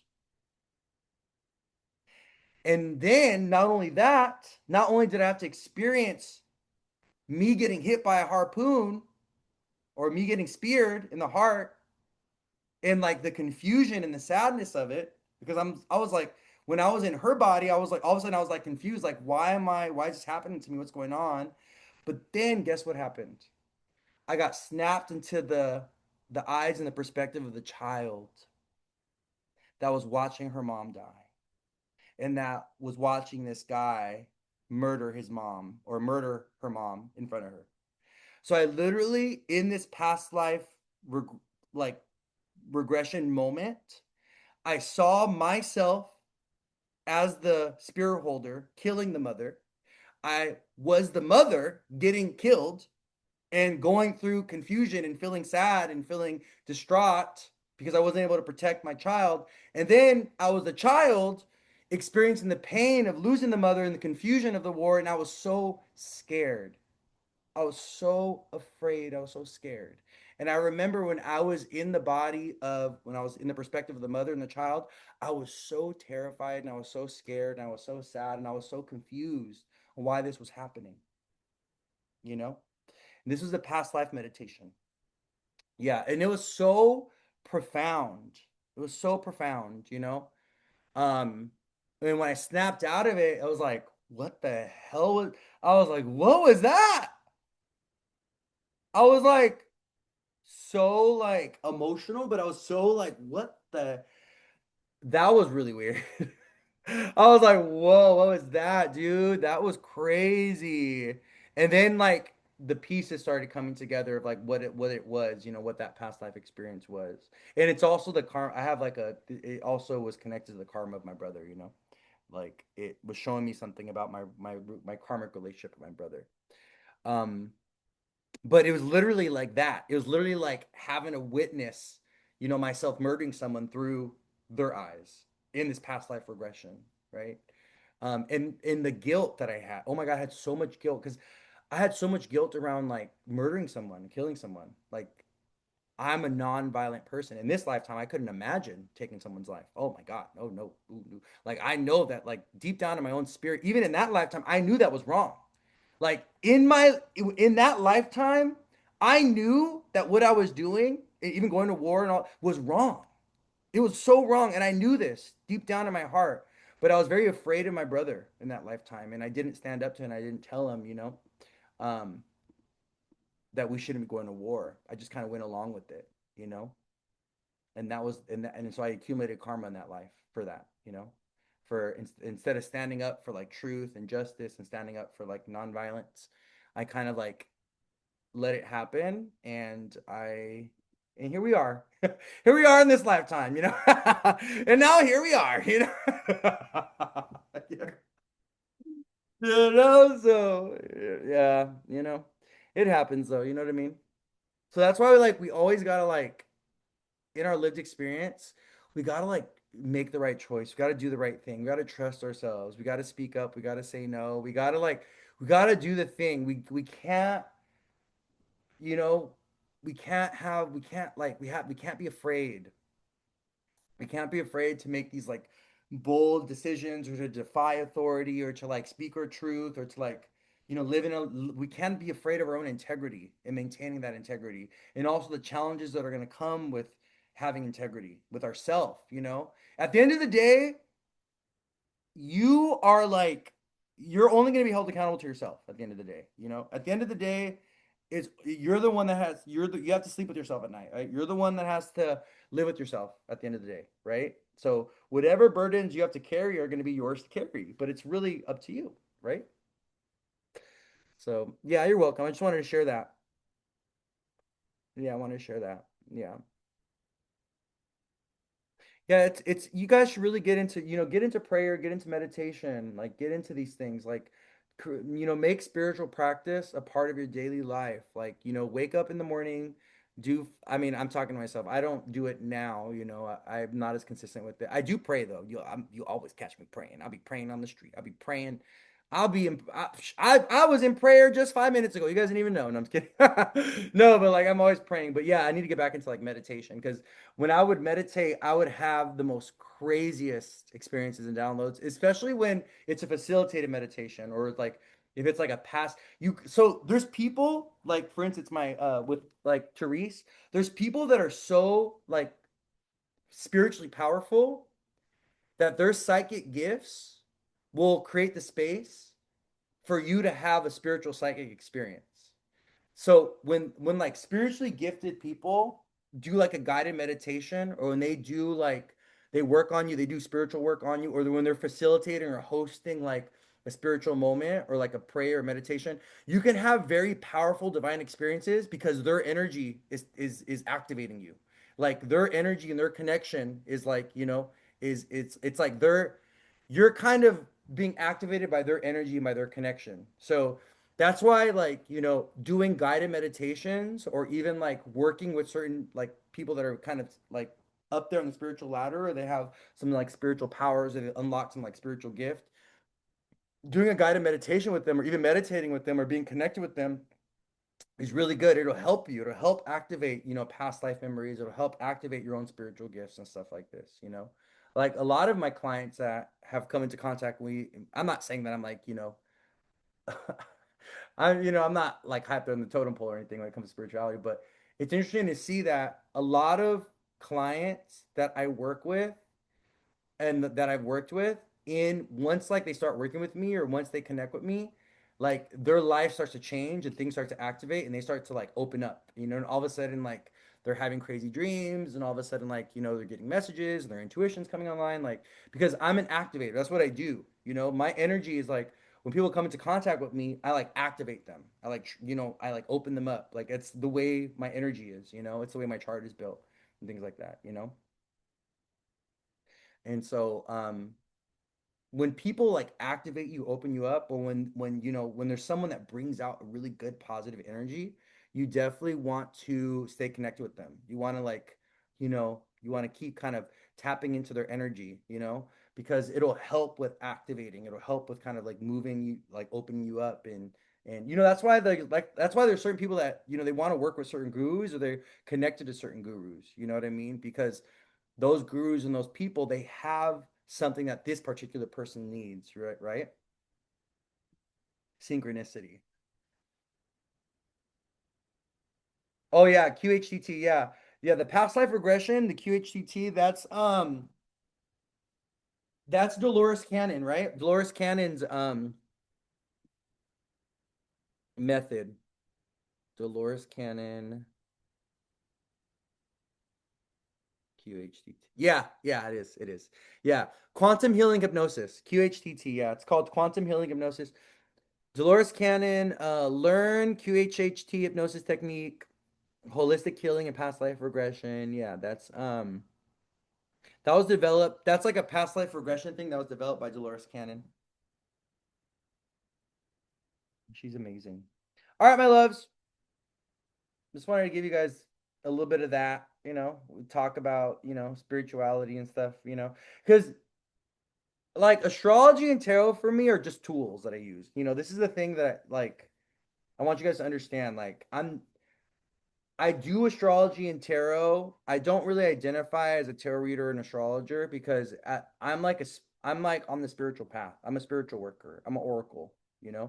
And tomorrow I could decide that, you know, instead of using astrology and tarot for divination, tomorrow I could decide, oh yeah, I'm reading bones now. Oh, I'm throwing coins to do readings. Oh, I'm getting into runes. Oh, I'm gonna start doing using runes. Like so. I want you guys to understand that like don't get too attached to like the spiritual sciences or even like divination practices, like different divinational arts. You know what I mean? Like You can use a pendulum to divinate. You can use branches and sticks to divinate. You could flip a coin to divinate. You can There's so many different ways of doing divination, you know? And tarot and astrology are very beautiful systematic ways to do divination, you know? But not every tarot reader and astrologer is an oracle. Not every tarot reader and astrologer that identify as such has a relationship with God and spirit or has an awareness of God and spirit, you know? And some tarot readers and astrologers are working with celestial beings or entities that they know very little about and that they haven't cultivated a deep, loving, compassionate relationship with, or they don't have a deep understanding with, you know? I don't know how anyone could be a tarot reader and astrologer and have weak faith or no faith or be or like not believe in like the divine and God and spirit, because tarot and astrology literally shows us that there's something bigger and greater than us at work here. That's what tarot and astrology shows us. For those that are truly in alignment and doing it properly, right? But for us to think that tarot and astrology is not used for divination or can't divinate, it's because those people they don't have a relationship with divine and spirit in that way. They haven't cultivated that level of faith or that level of understanding around the work of what it is to be an astrologer or a tarot reader, or even the tools and how those tools are meant to be used appropriately, you know? So this is why like I feel this is why many tarot readers and astrologers they can't build a book of business, or they can't, you know, create a business or create like a, you know, like a steady foundational career around like being a tarot reader, being an astrologer, because they don't have the faith and they don't have the relationship with spirit and they don't have that connection, that oracle, that divinity connection that's allowing them to translate messages and to give people very particular information about their life that's particular to them, you know. And so many tarot readers and astrologers are wrapped up in the ego of the information and the knowledge instead of seeing the wisdom and the knowledge as, you know, these are tools that are meant to be used to serve people and help people heal. You know, tarot and astrology are just tools that we've been given to help us build a relationship with the unknown and to help us stay connected to God and the divine, right? And the beauty of tarot and astrology is that we can get very clear, specific, detailed messages and information about our particular life from these things because they allow spirit, divine, God, the universe, our angels, our ancestors to give us the message, to speak to us, right? So that's why I tell people, like God talks to me through the planets and through the cards. You know, God talks to me in a lot of different ways. God, spirit, and divine is always talking to me, moment to moment, even when I don't like it. Okay, right?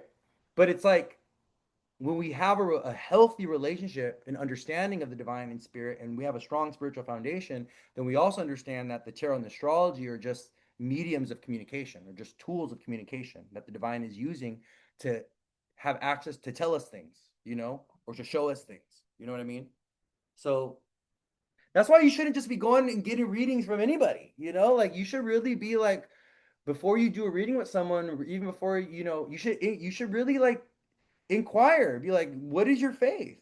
You know, do you believe in God? Do you have a relationship with God and the divine? You know what I mean? Are you a pessimist? Are you, you know, a logical being? Like, are you, you know what I mean? Like, get to, because people are only gonna be able to give you insight and wisdom to their level of relationship with spirit. You know, that's why a lot of people, I've had a lot of clients who they've gotten readings and they're like, dude, this person was just like reading from a book, or they're just telling me basic stuff because those readers haven't cultivated a strong relationship with the divine and spirit. They don't have that faith. They don't have that trust. They don't have that openness.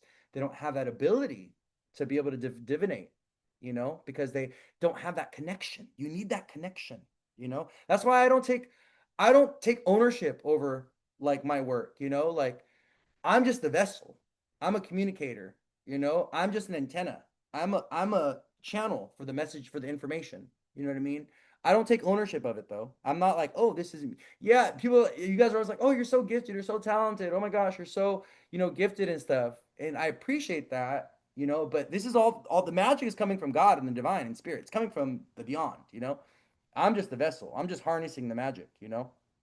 I don't, so that's why I don't even like take it in. I don't, let it, I don't like let it feed my ego or anything like that because I know it's not me. And it's funny because the moments that I've allowed this kind of like, oh, I'm so special. I'm in the moments where I get in that energy, oh, spirit humbles me real quick. Spirits like humbles me real quick. I get humbled real fast. Don't think too highly of yourself now, okay? Spirit will be like, oh, don't think too highly of yourself, okay? Don't think that you're all Mr. fucking special and all that. Because we give it and we take it. You think you're all special and you think you're all chosen and all that, baby. Let me remind you. Let me remind you who you are real quick. Spirit has a beautiful way of humbling us, and I'm thankful for it, because I know that I've been a very prideful, arrogant person in many lives, and I know that that's something that God is working on me in this lifetime, which is why I've had to deal with even growing up being very insecure and very self-aware of my own insecurities. You know what I mean? It's been a part of how the divine and spirit is refining me in this life, humbling me. So, like you could be all magical and special and talented and all that, but don't let it get to you, buddy. Don't let it get to your head, you know? All right, my loves, I'm only 3:16. What a beautiful time to exit. What a beautiful time to end on. For God loved the world so much that he gave us his one and only son.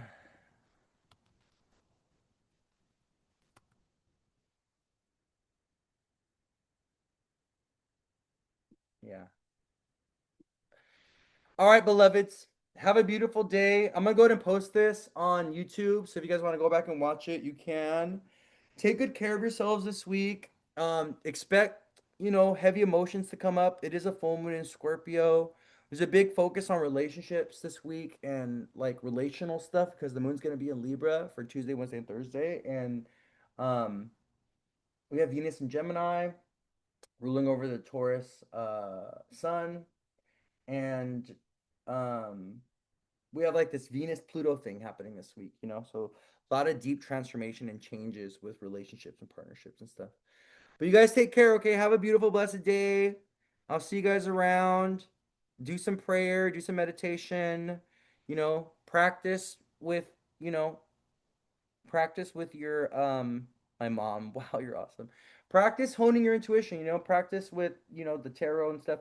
The only if you want to become like more intuitive, more psychic, you want to activate, you got to practice. You got to practice. You got to do it. You want to be a Reiki healer? You got to do it regularly. You got to like practice. It practice makes perfect. Practice makes near perfect. Right? You got to refine your talents and your skills. That's the way that it gets stronger. Okay? I love you all. Have a beautiful blessed day. I'll see you guys around. Bye.